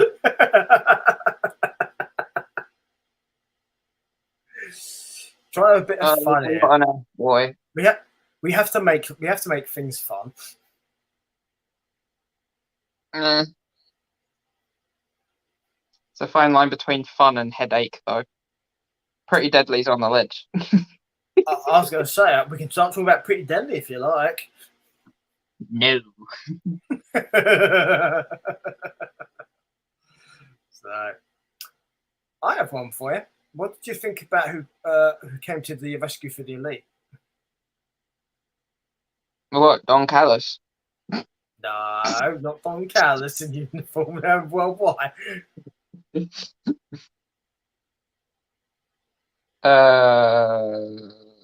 I'm not surprised. I'm not overjoyed either. Yeah, I don't think Uh, people have realised this yet, but I'm going to make a point here to you. Okay, that now makes 5 people on the side for the Elite because you've got Hangman yeah, as well, which means the Blackpool Combat Club are 1 short. yeah. So probably new member coming in. Or Takeshita turns on the Elite and Hangman. Possibly, but here's the thing to bear in mind. It's 5 versus 5. That tends to be what you have for Blood and Guts. Yeah. And I mean, it makes sense with things getting even more brutal with the BCC at the minute. yeah, it was Christopher Daniels' head. Yeah. I mean, either Takeshita turns on the Elite and joins BCC, which I don't see happening, even though he idolizes Danielson. The thing is, that's what I would like to happen, right? For that exact reason. Yeah. But if I had to choose someone, even though it's pretty far fetched at this point after what happened on Friday, Christopher Daniels. Yeah, but that's cool. I actually have somebody who I'd put forward for the Combat Club to make up the 5. All right. Mm-hmm. Who do you want? Would you like to hear my cunning plan? As long as it's not Eddie Kingston. Oh, it's not Eddie Kingston. Okay, good. Shoot. I think you'll like my idea. Who? Miro.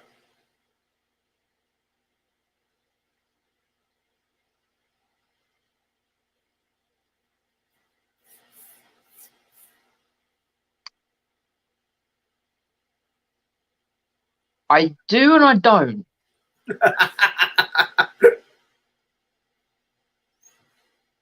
I mean, It's got you thinking now, hasn't it? yeah. I mean, his relationship with Claudio, it would make sense. Mm-hmm. But then, to me, that doesn't feel like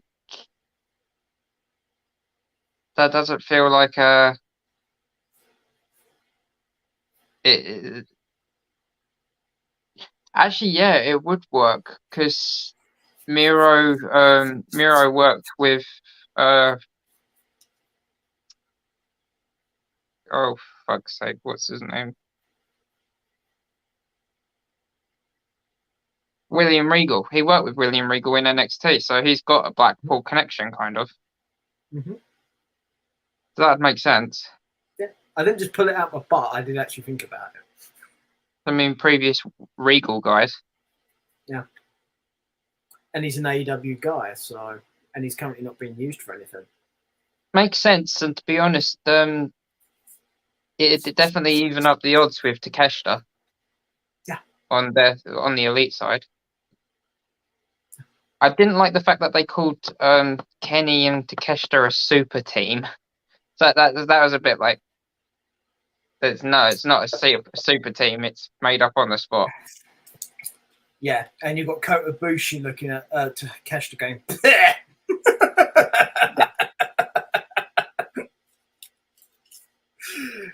For people who don't understand that one, give us a message. We'll explain it to you.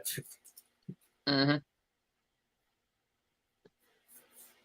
So, but I thought that was worth. I think that was worth putting forward as an idea because I think a lot of people probably haven't thought of it.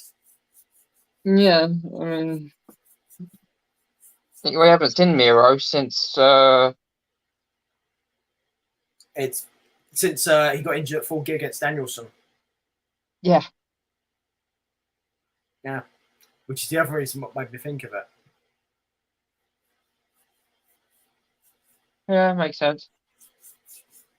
And there's not many people better at being a brute than Miro.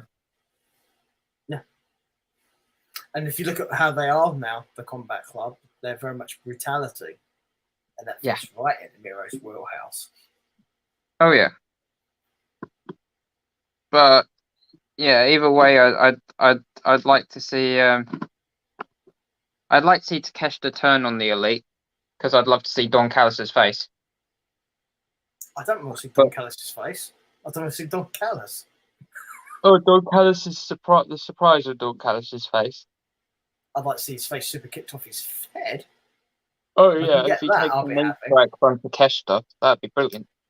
Yeah, I'd be happy with that. Yeah. But yeah, I wouldn't mind seeing what you said as well about Miro, because that'd fit as well. Yeah, if nothing else, I would like to see Miro back, because I think it would be nice to see him. Because unlike Andrade, I actually like Miro and he's talented. Andrade can stay the fuck away and like do whatever. Just cut the god crap out, keep it all brutality, and yeah, definitely. Or I can just make weird allusions to his to a sacred deity and it's regal, but just don't mention it. I think cut the Redeemer crap, and then just move forward with the good stuff, which is the brutality. Hey, welcome in, Boswaldo. Thank you for the raid of 4. You can refine the Redeemer. You can refine the Redeemer thing and put it more towards respect, which is what the Combat Club are doing right now. So there's a way to make that work. Because part of that whole Redeemer thing is for people to like fear him. Yeah. And normally respect breeds fear. So yeah. Sorry, I just got to do my bit for the raid. Yeah. Thank you so much for the raid, Boswaldo. Welcome in, raiders. My name's Caring. I'm a charity streamer. This month I'm streaming in aid of Dementia UK. And Sunday is our podcast day. We do 50-50 booking on podcasts. The host of the show is obviously Peter. I am co-host, and we talk WWE, AEW, sometimes New Japan on a rare day. Ring of Honor. We talk just random, really. Also random questions, because that happens too. Yeah, we like to talk about all kinds of random stuff. Especially if you guys ask us questions. Thank you for the ink compliments. I don't really show off my tattoos that much on stream. It's usually like from here downwards, so I've got my controller down here. So I don't really have like the tattoos on show that much. Yeah, that's the thing about this show, because obviously you haven't got your controller, so obviously you. Yeah, I mean, I'm a little bit more like comfortable just sitting and talking to you, because I mean, if I do go onto my card zone, if I do go onto like my just chatting screen on my stream, it's usually because I'm opening the Pokemon card packs and stuff, which you can get from Eclipse in the TikTok for all your Pokemon card needs. TikTok. Plug. Oh, if we're gonna plug stuff, okay. Well, oh, what's that? It's my new partnership. Oh, it's your business card. Nice. Here's the thing. For those of you, do you know what this is? That's a Wi-Fi sign. It's an NFC business card. Oh, nice. So you can scan it. Just tap. Oh, you tap it, so it's got a microchip inside. Yeah. Oh, that's clever. Any modern smartphone, Android, iOS, just tap. Well, my tattoos, I've got various. I've had 37 different tattoos. Show them some of the tats. Go on. Well, I've got an anchor on my arm here. This whole arm is literally for family and loved ones that have passed away. And then this arm's just animals and stuff that I like, including my wolf on my hand. My the tattoo of the anchor is I like to say it's for my dad because it's a wonky anchor, so it represents a wanker. And yeah, As I still tell you, it's on the wrong arm though. a little depth into my sense of humor. My my tattoo on this arm is my motto, which is it says "One life, one chance" in the scroll that's there, and I've got the Ace of Spades. I have a N here, which is on a Scrabble tile in memory of my nan. I don't know. Hang on, if I pick you guys up. Sorry, Peter. Yeah, you'll have to move it. Yeah. This one here is a treble clef with a rose on either side, and that's in memory of my nan and granddad on my dad's side. They both had arms that the angels played at their funeral. And the robin that you can see up top is also in memory of them because they were both keen bird watchers. And both of their favourite birds were a robin. And they said if they were ever to come back to this world, they'd come back as a robin because they'd love to fly around. And the funny part is, bird watchers are called twitchers. Yeah. So I ended up being a twitcher, but a twitcher of a different kind. Exactly. So it's kind of weird how that worked out. Yeah, I've also got other tattoos. I've got a wolf escaping my skin on this side, and I've got a family tree on this side with family forever underneath it, but I can't exactly take my shirt off because this is Twitch. This is on Twitch as well as many things. If it was on the YouTube, which is what I'm putting on, it wouldn't be an issue, but Twitch are very weird about being topless. Yeah. I also have a star sign symbol, the Pisces star sign symbol, on my spine, on my back. Because you're a bit fishy, yeah? Which was nice. And I didn't even feel it, to be honest. It didn't hurt. I sat there, he started tattooing, and I was just like, have you started yet? He said, dude, I'm nearly done. I was like, really? Okay. That's what the drugs are for. I wish. Yeah, for those of you wondering, you're not supposed to be drunk or inebriated when you get tattoos. Oh yeah, it's actually dangerous. I've got the compass on my forearm. This is in memory of my mum's dad, so my granddad on my mum's side. He was in the Merchant Navy for 25 years. I was going to get like a warship here, but it didn't really fit in. So the compass was the easiest suggestion. I think it's a better choice, personally. I mean, do you guys let Aaron know what you think? But I think compass is a good choice. I do as well. I've got family forever across my chest. That's cool. I like mythology, Oswaldo. I love the Greek gods. I love reading Percy Jackson series as well. But I say the only thing that doesn't really fit on my arm sleeve wise is probably this tattoo here, which I drew myself when I was a young and silly music student. So it's kind of like a bursting tribal star, and you can see like music notes around them. Yeah, to be clear, he didn't draw it on his arm as a tattoo. No, I didn't draw it on my arm as a tattoo.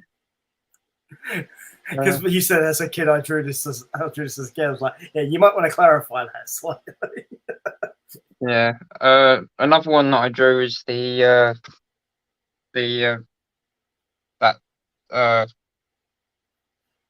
yin and yang symbol. Mm-hmm. I drew that with a cup and a £2 coin, and that was my fourth ever tattoo, I think. Fourth or third. So yeah, I've had 37 tattoos done and over 40 sessions so far. And I'm planning on getting a back piece done at some point, featuring my stream logo and all the charities that I've helped over the years listed. Yeah, and don't forget the instructions that Kaylee has to have.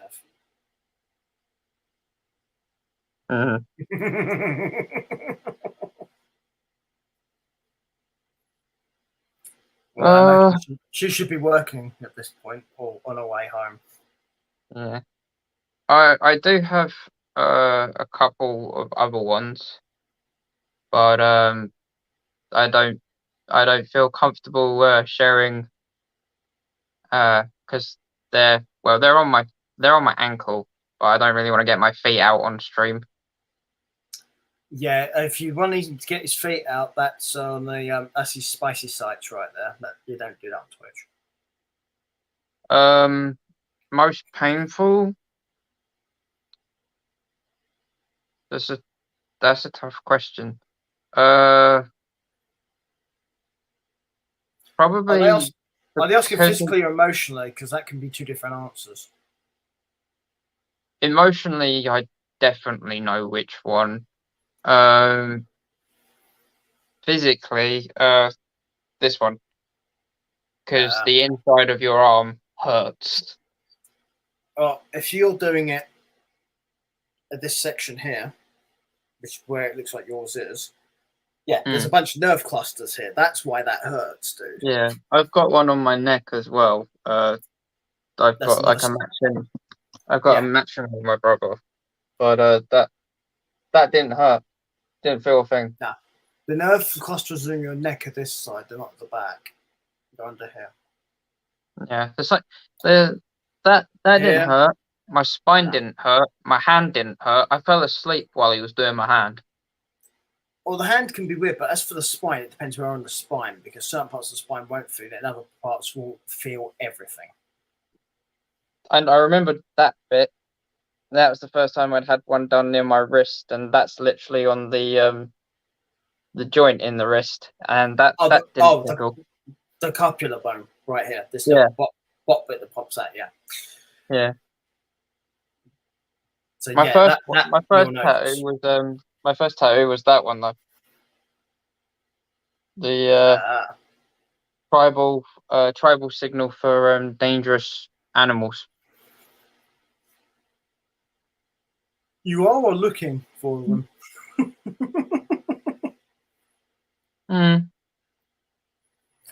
So I heard that beep, so I'm saying something just happened. That was just a Discord message. Oh, Discord. Yeah. The two tattoos that I have on my lower leg are memorial tattoos in memory of two of my friends. One was my best friend who committed suicide almost 4 years ago now. He was like a brother to me. And the other one was my gay best friend who passed away, I think it was almost 4 years ago as well. And he died of HIV. And it was quite a tough year because both of them died within a couple of months of each other. And then my nan passed away on the month in between that, and me and my ex-partner lost a baby during that time as well. So it was all happening that year. One of the toughest years of my life so far.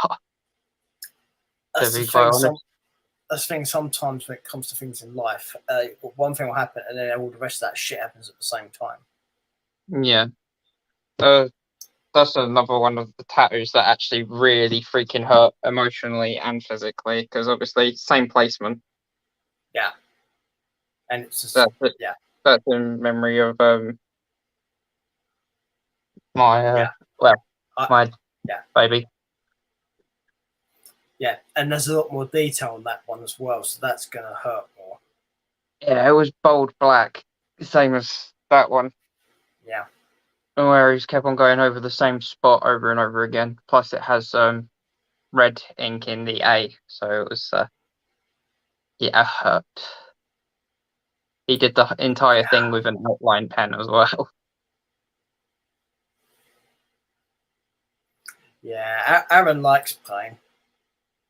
Well, I mean, my counselor used to say that I'd get tattoos instead of self-harming, and he said it was a great alternative, but it wasn't cost efficient. I mean, they are right, to be fair. Yeah, Yeah, no, I'm you glad I could, didn't go to uni. I wouldn't have had any student. I wouldn't have had the money to pay for student loans. neither do most students. That's why they're usually in debt until, like, well, for about 40, 50 years. Yeah, true. So there's nothing different there, though. Mm. I mean, to be fair, though, you also have to reach a certain income threshold if you have to pay back student loans anyway. So Yeah. I know I've known enough students in my life to know how that stuff works. So.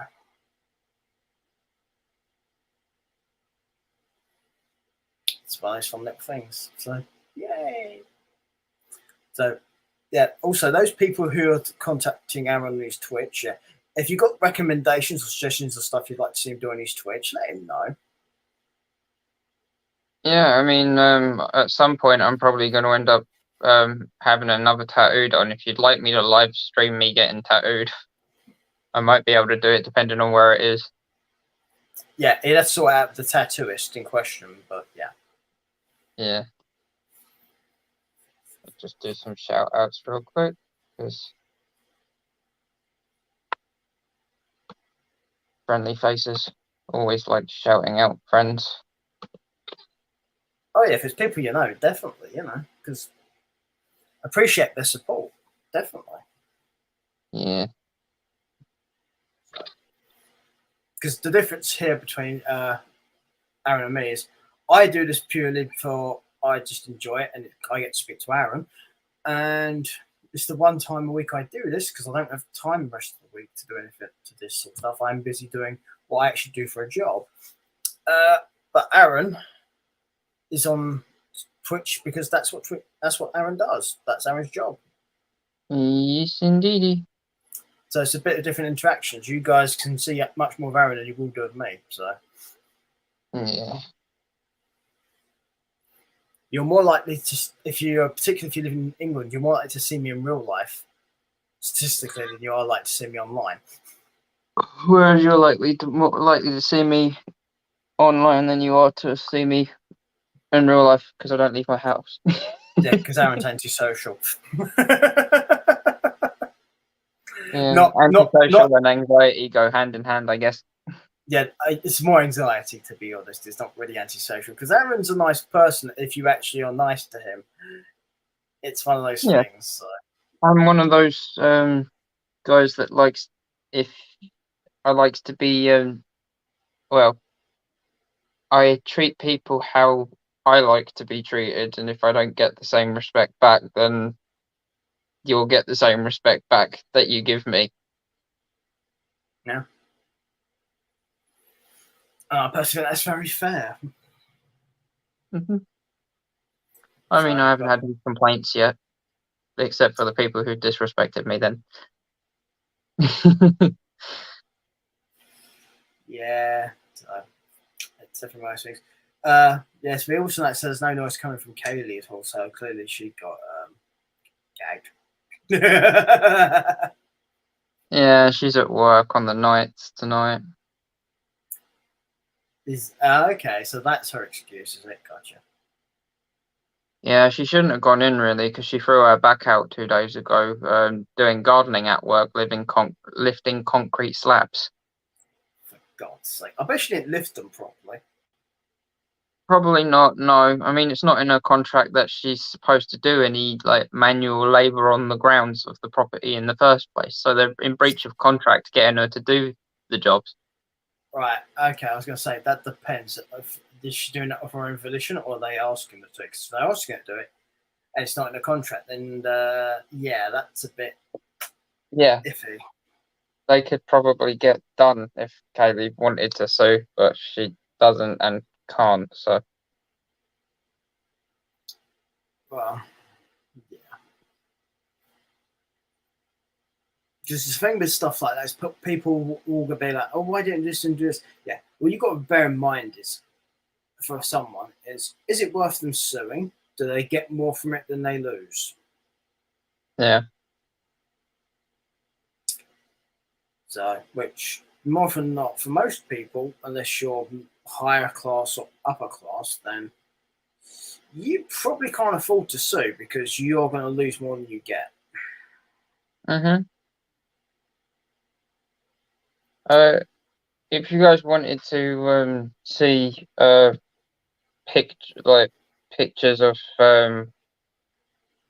pictures of myself where you can actually see like these tattoos and other tattoos that I've had done, then my socials are on Instagram, both my personal and my Caring with Colours. Oh, night Boswaldo. Thank you so much again for the raid. I hope you have an amazing evening. Don't do anything I wouldn't do. Or do it better. Yeah, we'll do it better. Or you can do what some of my friends do. If you're not sure if you didn't do it badly enough first time, do it again just to make sure. That works. So there you go. So it's good to see. Now, do we have anything? Is there anyone else there who's got any more things for you, my man? Yeah. Sorry?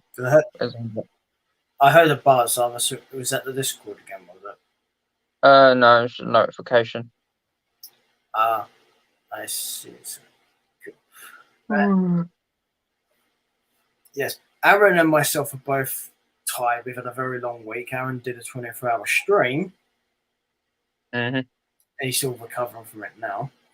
We raised £113.17 in total, and we raised $9 in total over the 24-hour stream.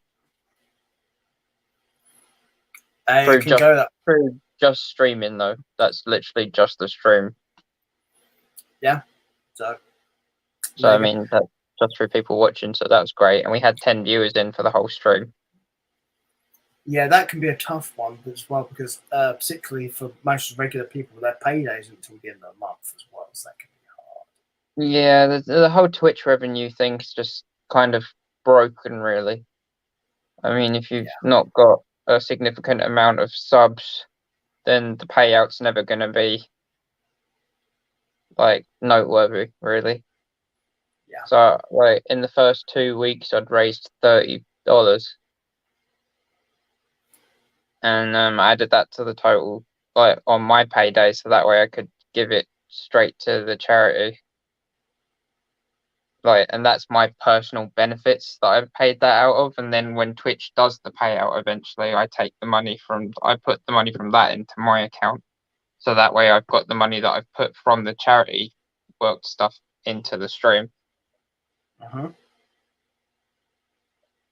And I'll be doing that again on Tuesday for the remainder of the days for this month.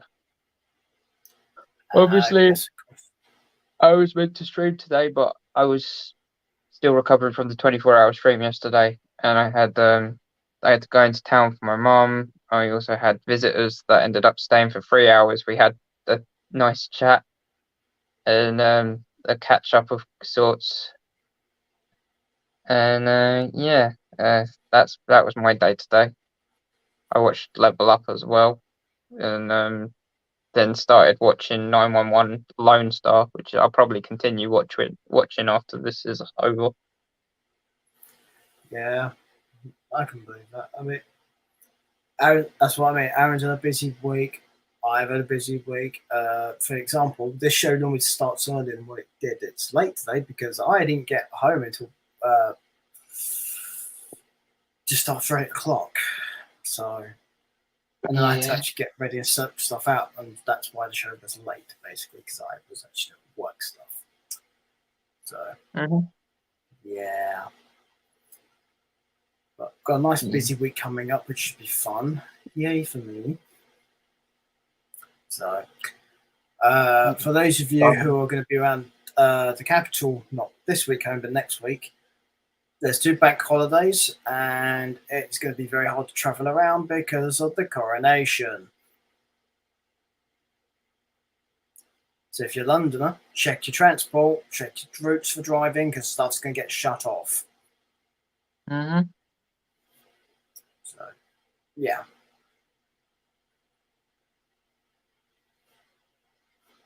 And at the same time while that's happening, Aaron's going to be crowned on Twitch. Yep. And my new schedule is Mondays, Wednesdays, Fridays, and Sundays. Ew. And what exactly are you going to do on those days, Aaron? Mondays I'll be doing it's a new thing I've kind of thought up with over the past couple of weeks. My random Mondays. So first chatter in the stream gets to pick what game I play for the stream. So if you're not busy on a Monday around 12 o'clock, hop in 12 o'clock UK time, and you can choose what game I play and play with me if you want to.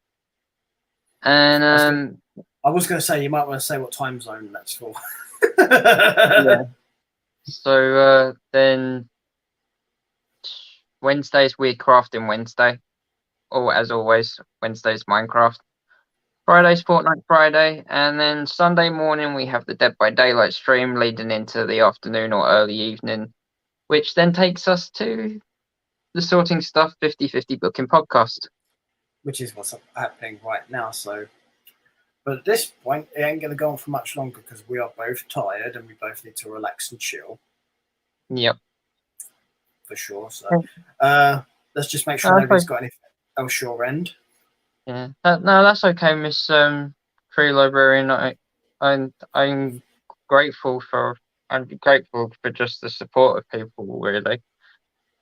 You know, I say this whenever I'm doing charity streams. Donations aren't necessary because, like, the donations aren't like required or necessary. They're not expected either. I'm just grateful for anything that we can raise for the causes that we're streaming for. I think probably a good way of explaining this is Aaron understands not everyone's going to have the money to donate, but you're watching, you're supporting can help just as much. Yeah, because every ad every viewer watches is money towards the charity, and if you think it's about like 30 seconds an ad, 30 seconds out of the stream that you're not viewing, that's going towards a cause. So that's like it's a few pence or something like that, but it's something at the end of the day. And if you're doing a 24-hour stream and you've got 10 people viewing you, and that works out to $9 for 24 hours, it's not a bad thing. I mean, it's not particularly great either. But It's think how better than many nothing. people we had.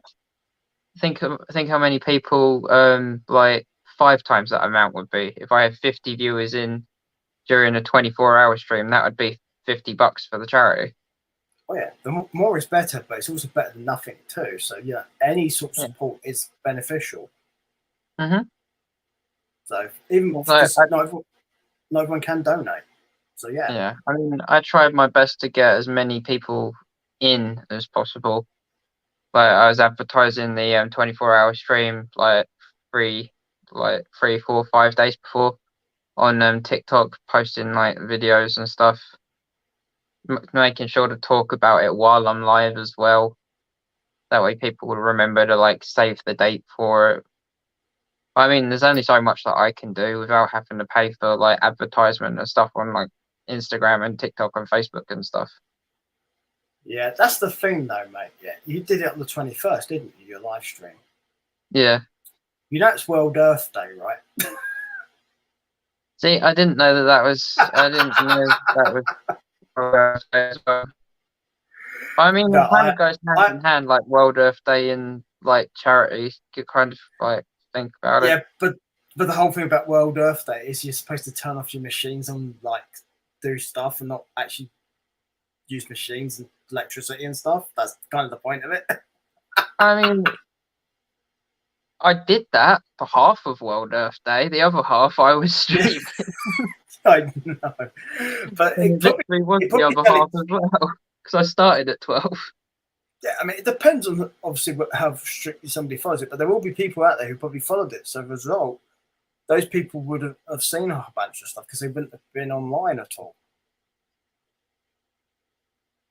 No, thanks, thanks, Free Librarian. I appreciate that. Yeah. Oh, before we disappear, there's I something mean- I'm going to talk about with you today. Did you get Mm. the thing at 3 o'clock? Yes, I did. I was washing up and I thought my phone was having a seizure. I literally panicked, thinking, "Oh fuck, have I got my phone wet?" Because I was out in the rain earlier, and like when I saw the notification, I was just like, "Oh, for fuck's sake!" I know I know a handful of people that didn't think it was real, and I was laughing to myself, thinking, "What are they? How are they going to be reacting to it?" Right, yeah, because I know people like that as well. It didn't happen to me, and I'll explain why in a minute. But for those Because of you you're on the unaware of what Free we're network. talking about, it's got nothing to do with it. No. No, I know how to deactivate it. Oh, Yeah. What we're talking about here, for anyone who's not aware of this, is the United Kingdom government today test alerted a emergency system by pinging every mobile phone at 3 p.m. UK time. And if, unlike me, which is probably most of the population, they didn't know how to turn it off, they got the most rude interruptions on their phones possible. yeah. I mean, I'm not gonna lie. I said to my mate, the sound that it made is exactly what I expected a creeper's heartbeat to sound like. Yeah. I mean, the thing is, the whole idea of an emergency alert system is fine, but the problem is with it, and this is the bit that did concern some people, is some people have mobile phones for emergencies that other people in their households aren't aware of for whatever reason. Yeah. And this would have gone off on those phones if people didn't know how to deactivate them. Mm-hmm. And that could have caused all kinds of issues.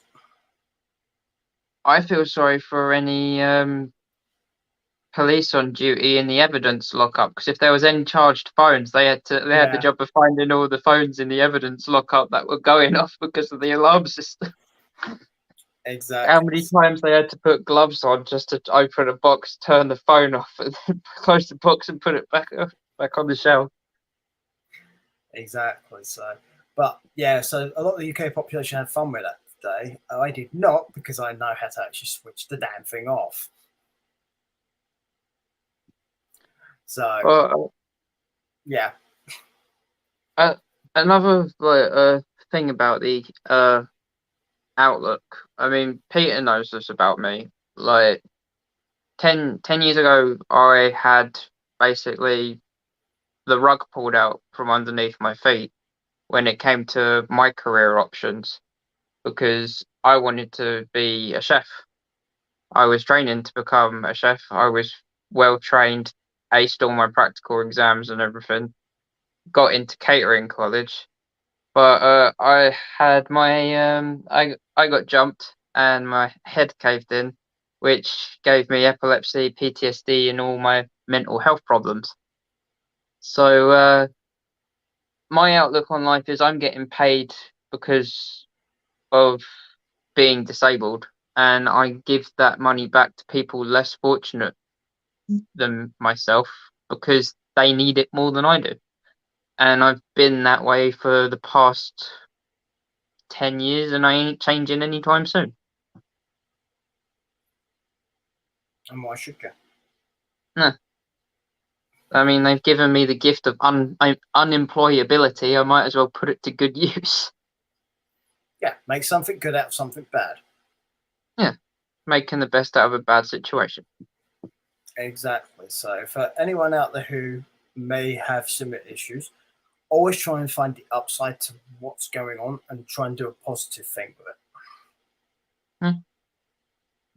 And you too can be just like Aaron. Nah, you don't want to be like me. Oh, don't be so hard on yourself. That's Kaylee's job. Yeah, that's true. So, even more so in a few months. Very true. So there you go. But, He's gonna have the last name to prove it as well. oh, so she's taking a name, is she? Yeah, Which last name? Scanlon. Okay, just checking. Yeah, I offered to take hers and she said no. Well, do you, Kaylee, take Kaylee to be your Well, her last name's Shaw, so Aaron, sure. yeah. It sounds like a spy. So it's like Hobbs and Shaw from Fast and Furious. Exactly. Yeah. Oh. I think think I might just call you that from now on, honestly. Yeah. I think I'm gonna end my stream here. We're gonna oh,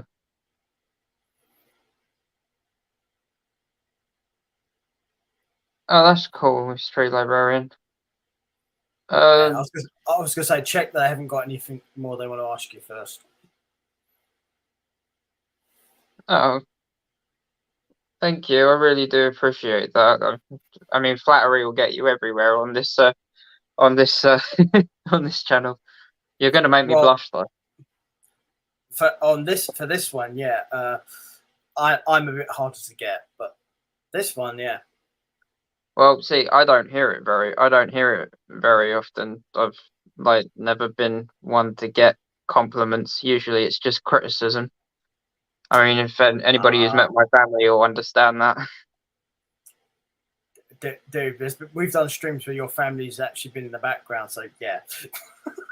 Yeah, with my mum in the background, there wasn't a show that she didn't compare me to my brothers.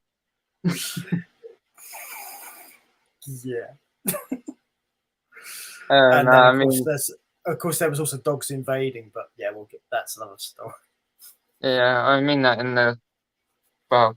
Do I mean that in the nicest way possible? You can totally decide that for yourself. Ain't that the truth? So, yeah. So, yeah, I'd say make sure your Twitch people haven't got any more things to ask you or comments, and then braid out if you can. Do we have any more questions, people? Any questions for the wonderful Peter? Or more for Aaron, because Aaron channel. Oh, yeah. I'm just trying to find somebody to raid. Anybody has any suggestions? Feel free.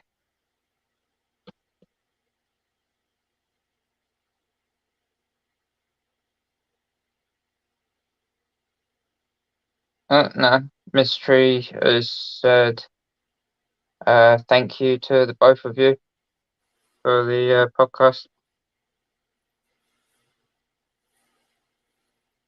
No problem. Don't think this isn't going to show me who's live, is it? Oh, hello. There we go.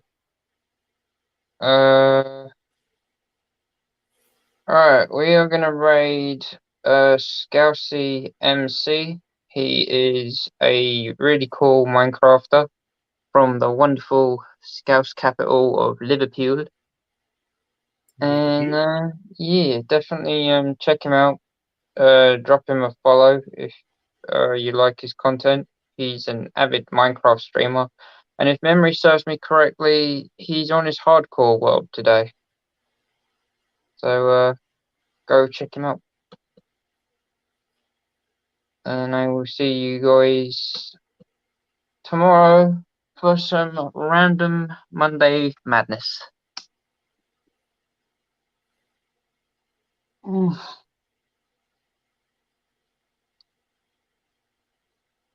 Waving goodbye to the Twitchers.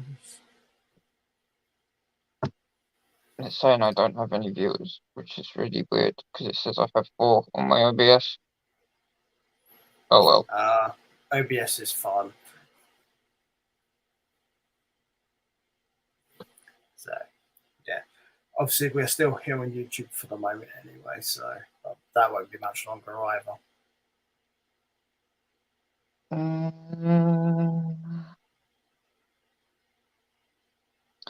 Okay, that went through.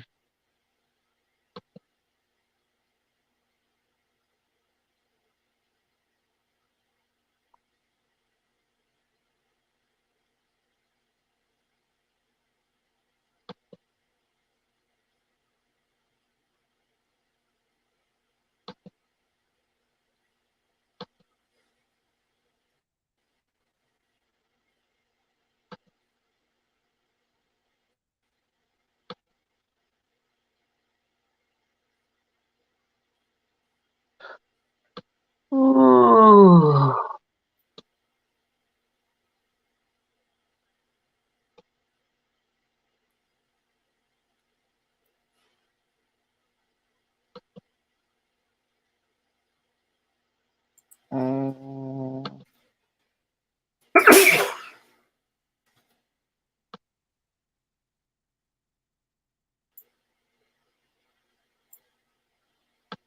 Okay, close that. MC. And how we doing? Well, Miss Tree like it? Yeah, all done.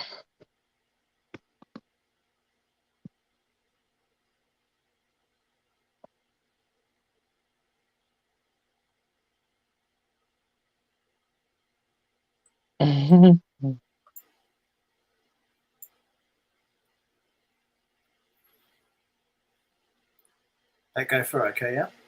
Yeah, that went okay. Okay, fantastic. So, just here now on YouTube. So, at this point, honestly, guys, we are probably just going to skedaddle off of here too because we are both tired and we both need rest. Mm-hmm. Certainly this one, because this one did 24-hour streaming, he probably still needs more sleep. Yeah. Would you believe if I told you I'm not tired though? Actually, yeah, I would. It's the way that stuff works when you're up like that. I mean, it's because someone who's been up 3 days straight before and 4 days straight before and not felt tired at the end of it. So, yeah, I can believe that. Yeah, I mean, the 36-hour stream that I did in February completely destroyed me and my sleeping pattern. So, I mean, this 24-hour one was a bit of... I say it was a piece of cake, but I struggled with it more than I struggled with the 36-hour one. Yeah, it happens. Weirdly enough, I found 4 days easier than 3. So, yeah. Mm. I guess you Weird, could isn't say it? it kind of, like, is affected by the,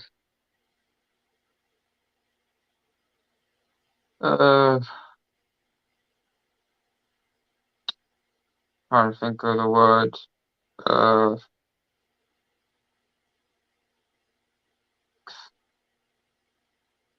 when